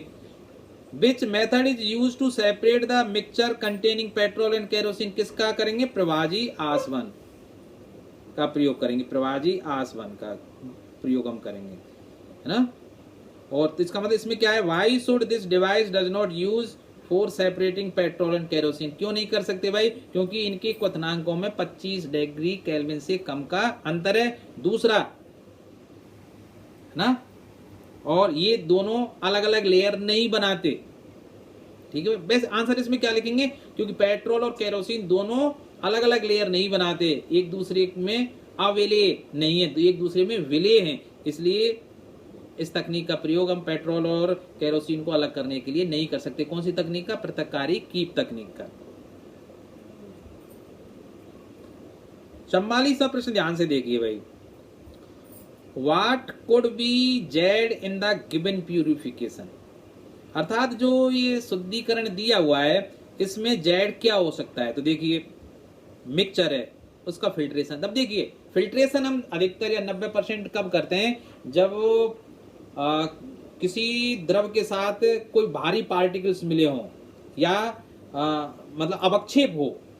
तो देखिए मिक्सचर के साथ फिल्ट्रेशन किया तो सीधी सी बात अवक्षेप, जैसे रेत हो या कैल्शियम कार्बोनेट हो तो वो तो यहाँ हो गया अवक्षेप, या जिस जो बाहरी कण है वो तो फिल्टर के ऊपर रह जाएंगे। ठीक है भाई। तो जेड का नाम पूछ रहा है, तो ये तो जेड अभी तो वाई और एक्स से मतलब भी क्या है। तो अब जो सॉल्यूशन बच गया उसका डिस्टिलेशन आसवन किया गया भाई। आसवन करने पर पानी का बॉइलिंग पॉइंट 100 है तो वो बाष्प बनकर चला गया और उसको हमने ठंडा करके पानी बना दिया भाई।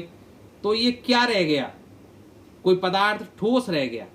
ठीक है भाई, जो पानी में घुलनशील था, उस समय पानी में घुलनशील था। तो देखिए शुगर बिल्कुल हो सकता है, इससे बढ़िया सेंड तो हो ही नहीं सकता जेड, क्योंकि आसवन हम तभी करते हैं जब दो विलेय द्रव हो आपस में ना, जैसे समुद्री जल का हम कर सकते थे, बाष्पन कर सकते थे, या है ना, तो दो विलोय होमोजेनियस सॉल्यूशन बनाने चाहिए। तो शुगर तो पानी के साथ होमोजेनियस समांगी मिश्रण बनाती है, तो शुगर हो सकता है, सैंड नहीं हो सकती।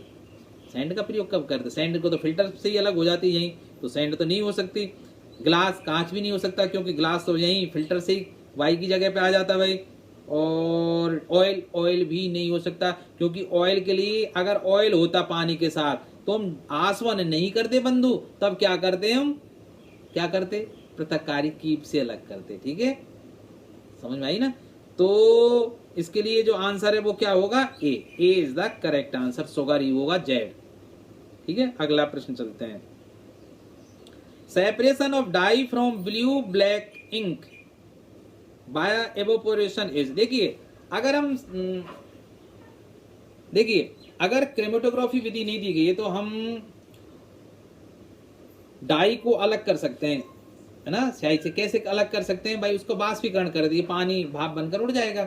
ठीक है, तो अब क्या होगा इसमें भाई, एवोपोरेशन इज सॉल्यूट नहीं यार, एक तो उसमें पानी तो विलायक है भाई, सॉल्वेंट है, और जो डाई है वो सॉल्यूट है। तो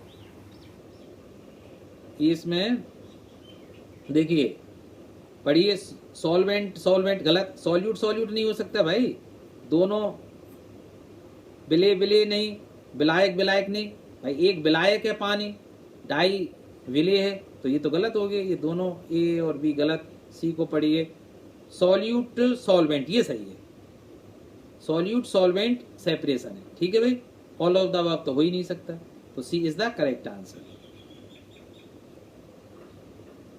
40वां प्रश्न देखिए भाई, the components of air can be separated because of the difference in their. हवा का भी प्रवाजी आसवन कर सकते हैं, मैंने भी थोड़ी देर पहले बताया था कि हवा को सबसे पहले कंप्रेस्ड करेंगे, संपीड़ित करेंगे, उसके बाद साथ उसका तापक्रम कम करेंगे, इससे वायु या जो हवा है वो द्रव अवस्था में आ जाएगी, फिर उसको आसवन फ्लास्क में डालकर धीरे धीरे गर्म करेंगे, फिर प्रवाजी स्तंभ में से उसको गुजारा जाएगा, तो वो अलग अलग तापक्रम पर वो अलग अलग वायु के जो घटक हैं वो अलग अलग हो जाएंगे। ठीक है, तो वो क्यों होता है, क्योंकि जो हवा में विभिन्न गैसें मिली हुई है, जैसे हाइड्रोजन, ऑक्सीजन, हीलियम, नियोन, इन सबके बॉइलिंग पॉइंट या कहें हम फ्रीजिंग पॉइंट अलग अलग होते हैं। ठीक है, तो आंसर क्या हो जाएगा, A will be correct answer for this question. अगला प्रश्न देखते हैं, 47वां क्वेश्चन देखिए, which of the following is a better method than filtration for separating very small solids. मैंने बताया ना भाई, फिल्ट्रेशन से सारे सॉलिड्स बाहर नहीं निकाले, क्योंकि अगर जो सॉलिड या ठोस मिले हुए हैं और उनके कणों का आमाप या आकार या साइज बहुत छोटा है तो वो फिल्टर पेपर से नीचे निकल जाएंगे, है ना, जो छनित्र बचेगा उसके साथ चले जाएंगे। तो ये कोई बहुत ज्यादा अच्छी विधि नहीं है। तो फिर इससे अच्छी विधि कौन सी है भाई, स्मॉल सॉलिड्स के लिए कौन सी है, अभी बताया था, अपकेंद्रण विधि। डिस्टिलेशन तो है ही नहीं, क्रोमेटोग्राफी है ही नहीं, वो तो रंगों के अवयवों को अलग करने के लिए प्रयुक्त की जाती है। ठीक है भाई, सेपरेटिंग फनल ये नहीं है, ये तो दो अमिश्रणीय, जो दो अवयवीय द्रवों को अलग अलग करने के लिए सेपरेटिंग फनल प्रयुक्त किया जाता है, सेंट्रीफ्यूगेशन अपकेंद्रण विधि। ठीक है, तो 48वां प्रश्न देखिए, in analytical ultra centrifuges the maximum speed, जो हमारी मशीन होती है ना जो बहुत तेजी से घूमती है टेस्ट ट्यूब को लेकर लगा के, तो जो अल्ट्रा सेंट्रीफ्यूजेज मशीन आ रही हैं उनमें जो सबसे ज्यादा स्पीड होती है वो 70,000 RPM राउंड पर मिनट। ठीक है भाई, 70,000 राउंड पर मिनट। तो इसमें 70,000 कौन सा है भाई, देख लीजिए ए। ठीक है, वहां पैसे भी देख लेना हो। 70,000 मैंने आपको बता दिया है। 49वां प्रश्न देखिए, what is the difference between full cream milk, standard milk, toned और डबल टोन्ड मिल्क। जो दूध आते हैं ना बाजार में जो मिलते हैं, तो उनमें भाई ये सिंगल टोन है, डबल टोन है या स्टैंडर्ड टोन है, तो वो सब किसके आधार पर होते हैं, फैट के आधार पर होते हैं। ध्यान रखना भाई, फैट को निकाल देते हैं, क्रीम निकाल के नहीं, और तब इसको बनाते हैं। तो आपको केवल इतना ही याद रखना है, ये जब जो दूध के प्रकार है ना कि क्रीम मिल्क है भाई, फुल क्रीम वाला दूध है, स्टैंडर्ड दूध है, या टोन या डबल टोन वाला दूध है, तो वो सब दूध में उपलब्ध वसा या फैट या क्रीम जिसको बोलते हैं उसके आधार पर होता है। तो अमाउंट ऑफ फैट इसमें आप याद रख लेना। ठीक है, और अगर आप चाहें तो मैं इसमें स्क्रीन पर आपको लिख दूंगा। ठीक है, आप पढ़ लेना। तो अब चलते हैं अगले प्रश्न पर। X is a solid, Y is liquid, how can X be separated from solution of Y। पढ़ लिया प्रश्न। X ठोस है, Y लिक्विड है, ठोस और द्रव का मिश्रण है भाई। तो X को कैसे अलग कर सकते हैं भाई हम, कई विधि है भाई। सेडिमेंटेशन, अपसाधन करके किसी पात्र में भाई इसमें एक ठोस है एक द्रव है, तो उसको रख दीजिए और जो भारी कण है वो नीचे बैठ जाएंगे, निथारना जिसको बोलते हैं ना, सेडिमेंटेशन। फिल्ट्रेशन आप ऐसा भी कर सकते हैं, छान सकते हैं। तो अगर कणों की साइज अच्छी है तो उसको एक बीकर में फिल्टर पेपर लगा, मतलब एक कीप में फिल्टर पेपर लगाकर बीकर की सहायता से उड़े लिए, तो जो भारी कण है वो फिल्टर पेपर के ऊपर रह जाएंगे और द्रव नीचे चला जाएगा भाई। ये भी हो सकता है। तो ये तो अभी तो दोनों भाई सही से लग रहे हैं, ये भी सही सा लग रहा है, ये भी सही लग रहा है। क्रिस्टलाइजेशन भी कर सकते हैं, सही बात है ना भाई, ये भी कर सकते हैं, तो सी भी सही है। डी देखते हैं भाई, ये तो ऑल ऑफ, अरे यार बिल्कुल सही है, इसको हम, है ना। तो ये प्रश्न कौन सा सही हो जाएगा, इसमें सॉरी विकल्प कौन सा सही हो जाएगा, डी। तो D is the correct answer. 51वां प्रश्न देखते हैं, बेंजीन और पानी के मिश्रण से बेंजीन को पृथक करने की उपयुक्त विधि है भाई। अब देखिए बेंजीन और पानी, तो पहले आपको क्या देखना है कि जो दो द्रव दिए गए वो कैसा मिश्रण बना रहे हैं, समांगी या विषमांगी।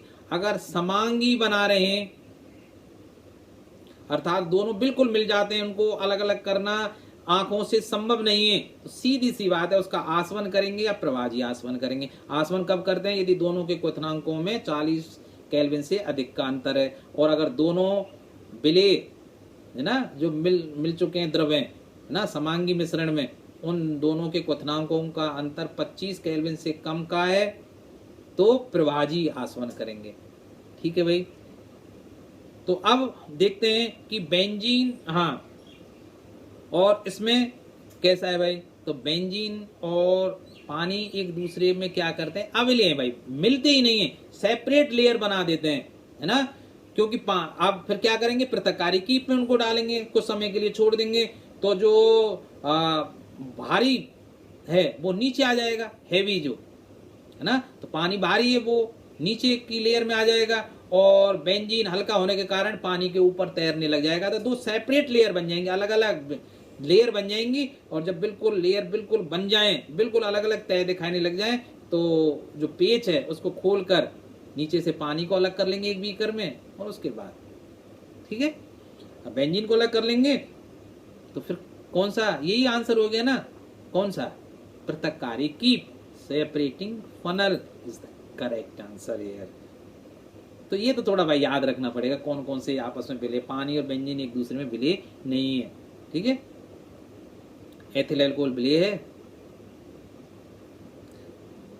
फिर देखिए, अब इसको तो आप बता ही देंगे भाई, चलिए बताइए। तो पारा और पानी, मरकरी एंड वाटर को पृथक करने की विधि कौन सी होगी भाई।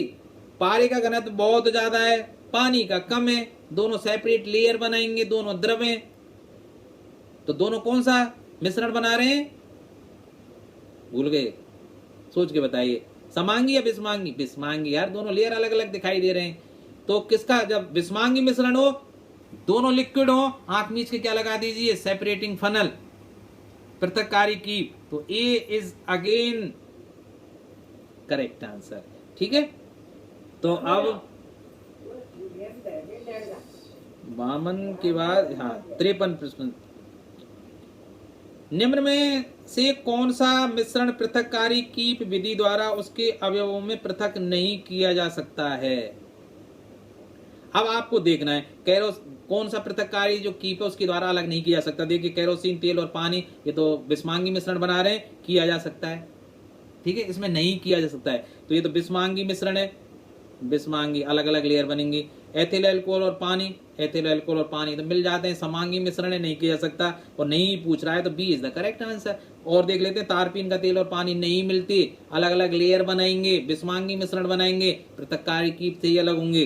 बेंजीन और पानी, अभी प्रश्न आया था, बेंजीन और पानी भी एक दूसरे में विलय नहीं है, नहीं घुलते, अलग अलग लेयर बनाते हैं, सो पृथककारी कीप इनके लिए प्रयुक्त होगा। तो नहीं पूछ रहा था, तो एथिल अल्कोहल और पानी मिला बनाते हैं मिलकर समांगी मिश्रण, इसलिए इनको अलग करेंगे कौन सी विधि से, आसवन विधि से। तो पूछ रहा था पृथककारी जो ना पृथककारी कीप की विधि, तो D is the correct answer. Next प्रश्न चलते हैं। एक विद्यार्थी अचानक एक नीले रंग के द्रव को पानी से भरे हुए बीकर में उड़ेल देता है। ठीक है भाई, यह नीला द्रव पानी में विलय नहीं है, तो अलग अलग लेयर बन गई। अब देखिए प्रश्न को पढ़िए ध्यान से, पता लग जाएगा। एक नीले द्रव को पानी में उड़ेल देता है, दोनों आपस में क्रिया नहीं करते, पानी और वो नीला द्रव, तो अलग अलग लेयर बनाएंगे, विलय नहीं है, तो कौन सी विधि का प्रयोग, बात आएगा नहीं समझ में अब तो। और इसका घनत्व पानी से अधिक है, घनत्व भी अलग अलग है, तो दो सेपरेट लेयर बन जाएंगी। तो छात्र को इन दोनों को पृथक करने के लिए कौन सी विधि काम में लेनी चाहिए, पृथककारी कीप विधि। तो D is the correct answer, ज्यादा सोचने वाली बात ही नहीं है। 55वां प्रश्न देखिए, सोडियम क्लोराइड और कैल्शियम कार्बोनेट के मिश्रण को नीचे दिए गए पदों के क्रमानुसार उन्हें पृथक करना है भाई हमें।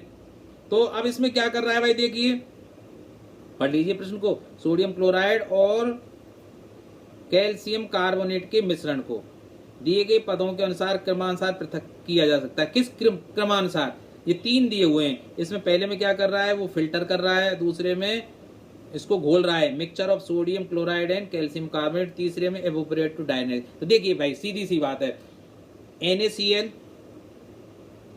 और कैल्शियम कार्बोनेट ये दोनों का मिक्सचर है, इन दोनों को अलग अलग करना है। तो सबसे पहले हमें क्या करना होगा, इनको पानी में घोलना होगा। पानी में घोलने पर क्या होगा, NaCl तो पानी में घुल जाएगा, बात आई ना समझ में, नमक पानी में घुल जाता है, लेकिन कैल्शियम कार्बोनेट पानी में नहीं घुलता, उसका अवक्षेप अलग बन जाता है। तो अब हम क्या करेंगे, तो सबसे पहले तो पानी में घोलेंगे, तो नंबर 1 पर तो ये होना चाहिए, अर्थात 2 पहले आएगा। फिर क्या करेंगे, कैल्शियम कार्बोनेट के अवक्षेप को अलग करेंगे, कैसे, छान कर। तो फिर फिल्टर पेपर से छानेंगे, छानने पर क्या होगा, जो कैल्शियम कार्बोनेट है वो फिल्टर पेपर के ऊपर आ जाएगा, और सोडियम क्लोराइड जो पानी के साथ घुला हुआ है वो फिल्टर पेपर से छनकर नीचे आ जाएगा बीकर में। तो कैल्शियम कार्बोनेट अलग हो गया, किससे, छान कर अलग। तो नंबर 2 आएगा ये। ठीक है भाई, तो पहले हम पानी का विलयन बनाएंगे, पानी के साथ इन दोनों को घोलेंगे, फिर छानेंगे। तीसरे पे क्या करेंगे, अब मिक्सचर रह गया हमारे पास किसका, सोडियम क्लोराइड और पानी का। तो अब हम क्या करेंगे बंधु, क्या करेंगे यार, नमक में पानी मिला हुआ है या पानी में नमक मिला हुआ है, बाष्पीकृत कर दीजिए। बाष्पीकृत करने से क्या होगा, पानी वाष्प बनकर उड़ जाएगा और नमक रह जाएगा, तो हो गया ना अलग। तो नंबर 3 ये आ जाएगा। तो क्रम कैसा होना चाहिए था, 2 1 3, 2 1 3। तो देखते हैं किस ऑप्शन में भाई, 2 1 3, तो B is the correct answer. अगले प्रश्न पर देखिए, निस्यंदन किसका हिंदी नाम है, फिल्ट्रेशन का, इसलिए अंग्रेजी नाम याद कर लेना भाई। विधि का प्रयोग मिश्रण के अवयवों को पृथक करने में किया जाता है जब, फिल्ट्रेशन कब करते हैं भाई, पढ़ लो भाई ढंग से, फिल्ट्रेशन कब करते हैं, जब पहली बात तो ये कि सॉलिड लिक्विड में घुला हुआ हो, सॉलिड का फिल्ट्रेशन नहीं करते। ठीक है, ध्यान रखना भाई। द्रव और गैस के समांगी मिश्रण, यार समांगी मिश्रण के लिए तो करेंगे ही नहीं, समांगी मिश्रण का मतलब दोनों घुल गए आपस में, तो फिल्ट्रेशन का क्या मतलब हुआ यार, बताइए। तो समांगी को तो हटा दीजिए, बात आई ना। जब समांगी तो तभी होंगे जब दोनों विलय हो जाएंगे एक दूसरे में, है ना, घुल जाएंगे, अलग अलग पृथक करना हम आंखों से संभव नहीं हो, देख पाना संभव नहीं हो, तब समांगी। और अगर हम पृथक पृथक देख सकें तो विषमांगी मिश्रण। तो ध्यान रखना, फिल्ट्रेशन का प्रयोग किसके लिए करते हैं? विषमांगी मिश्रण के लिए। किसके लिए? विषमांगी मिश्रण के लिए। तो विषमांगी विषमांगी, तो देखिए, तो समांगी जो इसमें दिया हुआ है तो ए नहीं हो सकता और सी नहीं हो सकता। फिर मैंने बताया था ना किसके लिए ने, ठोस और द्रव होना चाहिए। भाई द्रव के साथ ठोस मिला हुआ होना चाहिए, तभी तो फिल्ट्रेशन करेंगे। फिल्टर के द्वारा ठोस के बाहरी कण ऊपर रह जाएंगे, जो बड़े बड़े आकार के, द्रव नीचे चला जाएगा। ठीक है, तो देखिए कौन सा सही है इसमें? विषमांगी चाहिएगा, ठोस और द्रव का। तो D is the correct answer, ठोस और द्रव का विषमांगी मिश्रण, सॉलिड इन लिक्विड, ध्यान रखना। और वो भी कैसा? विषमांगी, है ना। अवक्षेप होगा तभी तो विषमांगी होंगे वे, और अवक्षेप ही छनेगा। ठीक है, अब चलते हैं अगले प्रश्न की तरफ। 57वां प्रश्न देखिए, एक मिश्रण को उसके घटकों में पृथक करने के लिए निम्न चार्ट के अनुसार प्रक्रिया पूरी की गई। भाई जो इस चार्ट में दिख रहा है उसके अनुसार से और मिश्रण को उसके घटकों में पृथक किया गया। तो देखिए इसको देख लेते हैं, जानते हैं मिक्सचर है फिल्ट्रेशन की। तो सीधी सी बात है, फिल्ट्रेशन कब करते हैं? जब एक अवक्षेप हो या रेत मिली हुई हो, या जैसे अभी कैल्शियम कार्बोनेट का उदाहरण था, ऐसी स्थिति बनती है तब हम फिल्ट्रेशन करते हैं। तो वाई में तो अवक्षेप के रूप में आ गया, कोई रेत है चाहे, तो इसका मतलब इस मिश्रण में रेत या अवक्षेप वाली कोई चीज है। फिर जो बचा सॉल्यूशन उसका आसवन किया गया।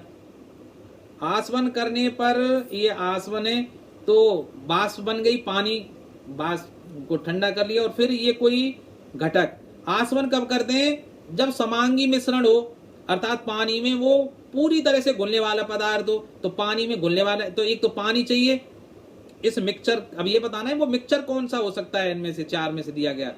तो इसके लिए देखिए, एक तो रेत जैसी चीज होनी चाहिए, क्योंकि फिल्ट्रेशन से रेत अलग होगी। अब यहाँ आसवन किया गया है, आसवन किया गया तो ध्यान से इधर देखिए नीचे की तरफ। आसवन कब करते हैं? जब समांगी मिक्सचर हो, समांगी मिश्रण हो। और समांगी का मतलब, और एक पानी अलग हो रहा है, इसका मतलब ऐसा पदार्थ दूसरा होना चाहिए जो पानी में पूरी तरह से घुल जाता हो। तो ऐसे देखते हैं ऑप्शन कहाँ है इसमें, पानी, रेत और कांच। यार पानी तो सही है, रेत भी सही है अलग, पर कांच पानी में कहाँ घुलता है? क्योंकि अगर ऐसा होता तो ये तो पहले ही पद में अलग हो जाते, पानी के साथ रेत और कांच मिली होती तो वो फिल्टर में ही अलग हो जाते। तो ये ऑप्शन तो हो ही नहीं सकता, सही है ना। ऑक्सीजन, हाइड्रोजन और नमक, यार ये तो बिल्कुल ही नहीं चलेगा, क्योंकि क्या फिल्टर कर देंगे ऑक्सीजन और हाइड्रोजन को? नहीं, ये दूसरा तो बिल्कुल ही नहीं जमा। कंकड़, चावल और पानी, कंकड़ फिल्टर में अलग हो जाएंगे, बिल्कुल सही है। लेकिन क्या पानी में चावल घुलता है? नहीं घुलता है। और नहीं घुलता है तो उसका आसवन क्यों करते हैं हम? नहीं करते ना। तो ये ऑप्शन भी बिल्कुल गलत हो गया। रेत, चीनी प्लस पानी, रेत फिल्टर में अलग हो गई, पानी के साथ चीनी मिल जाती है, समांगी मिश्रण बनाती है, इसलिए आसवन में हम पानी और चीनी को अलग अलग कर सकते हैं। तो D is the correct answer. समझ में आया? आ गया होगा। ठीक है, अगले प्रश्न पर देखते हैं। तो प्रश्न संख्या, अरे ये प्रश्न आगे पीछे हो गए भाई, चलो कोई बात नहीं। 58वां प्रश्न है, how is scrap iron separated from other waste in scrap yard? भाई कोई मतलब चुनने वाले हैं ना, उसमें स्क्रैप लेके आया, ठीक है, उसमें से लोहे को हम कैसे अलग करेंगे? चुम्बक के द्वारा। भाई लोहा कहीं आ जाए मिश्रण में, पृथक करने के लिए चुंबकीय पृथक्करण विधि काम में आएगी। तो मैग्नेटिक सेपरेशन इसमें होगा, B will be correct answer, कोई दिमाग लगाने की जरूरत ही नहीं है। तो देखिए ये 58वां प्रश्न हो गया। ये 59वां प्रश्न है, what could be Z in the given purification? ये प्यूरिफिकेशन हो रहा है, उसमें जेड का मान क्या होगा? तो देखिए वही मिक्सचर है, फिल्ट्रेशन है, वाई, तो वाई तो क्या होगा यार? ये रिपीट हो गया, शुगर। ठीक है, ये रिपीट हो गया भाई, इसमें शुगर ना हमने किया भी था, ये शुगर होता, सॉरी फॉर द रिपीटेशन। तो देखिए अब अगला प्रश्न देखते हैं। मोहन के पास एक पदार्थ वाई है, इसका क्वथनांक 388 केल्विन है। ये पानी में विलय नहीं है। मोहन इस पदार्थ को एक दूसरे पदार्थ Z के मिश्रण से कैसे अलग करेगा यदि पदार्थ का क्वथनांक 278 के हो। तो देखिए, पढ़ लिया आपने प्रश्न। और इसमें विधि ये बीच में आगे लिख देंगे भाई, इनमें से कौन सा आपको, ये ए है, ये इसका बी है, ये सी है और डी। चित्र के आधार पर आपको बताना है। तो देखिए प्रश्न को दोबारा पढ़िए। मोहन के पास एक पदार्थ वाई है, ठीक है, जिसका क्वथनांक 388 है। तो क्वथनांक से आप समझ लीजिए भाई, क्वथनांकों का अंतर तो नहीं, आसवन या प्रभाजी आसवन तो काम में नहीं आ रहा है ना, क्योंकि क्वथनांक तभी देगा वो। चलिए आगे और पढ़ते हैं। मोहन इस पदार्थ को एक दूसरे पदार्थ Z के मिश्रण से कैसे अलग करेगा। अब एक दूसरा पदार्थ है Z, उसमें ये भाई मिला हुआ है, ठीक है, अलग करेगा यदि पदार्थ Z पदार्थ का, सॉरी जल गलत लिखा हुआ है इसमें, तो जल नहीं, पदार्थ का क्वथनांक 278 है। तो जो Z पदार्थ है उसका 278 और Y का कितना है भाई, ये 388। तो 388 माइनस 278 करें हम तो 110 केल्विन का अंतर है। तो क्वथनांकों में तो बहुत अंतर है, तो आसवन हो सकता है। ये ऊर्ध्वपातन का है तो ए नहीं हो सकता, नहीं हो सकता है ना, क्योंकि इसमें गर्म कर रहे हैं और उल्टा कीप रखा हुआ है, इसमें वाष्प बन जाते हैं ना सीधे ठोस। ऐसे ठोस पदार्थ जो गर्म करने पर सीधे ठोस अवस्था से वाष्प अवस्था में आते हैं, ऊर्ध्वपातज पदार्थ कहलाते हैं। तो एक्स और वाई के लिए ऊर्ध्वपातज वाली बात कही नहीं है इन्होंने, तो ये तो हो ही नहीं सकता, ठीक है। अब देखिए, क्योंकि इनके क्वथनांकों में 110 केल्विन का अंतर है जो बहुत ज्यादा है, ठीक है, तो इनको आसवन विधि से अलग कर सकते हैं। तो आसवन, अब देखिए ये आसवन का चित्र है, ध्यान रखना। अब आप तो बी सही है, ये पृथककारी कीप है। पृथककारी कीप में तो दो द्रवों को अलग करते हैं भाई, है ना, अलग हो सकते हैं, पर इसमें दो गुणों समांगी मिश्रण बना रहे हैं या विषमांगी बना रहे हैं, ऐसी उसने कुछ बात बताई नहीं, तो ये ऑप्शन भी गलत हो जाता है।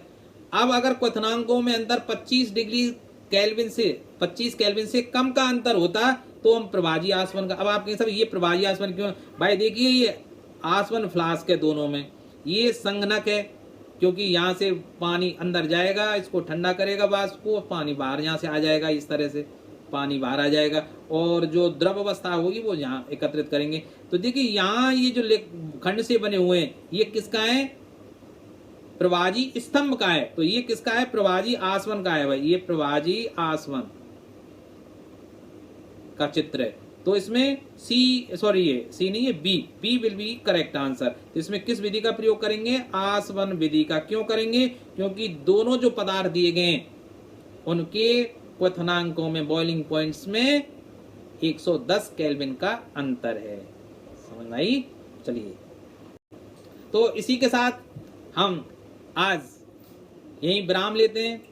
आशा है आपको मेरा ये प्रयास पसंद आया हो, और अगर पसंद आया हो तो यार लाइक का बटन हिट कर दें। और एक दूसरे की सेवा हम कैसे कर सकते हैं, एक दूसरे की भलाई हम कैसे कर सकते हैं, वीडियो को आप अपने मित्रों के साथ शेयर कर दें जो इस वीडियो के लायक मतलब तैयारी कर रहे हैं या जिनके लिए ये लाभप्रद हो सकता है।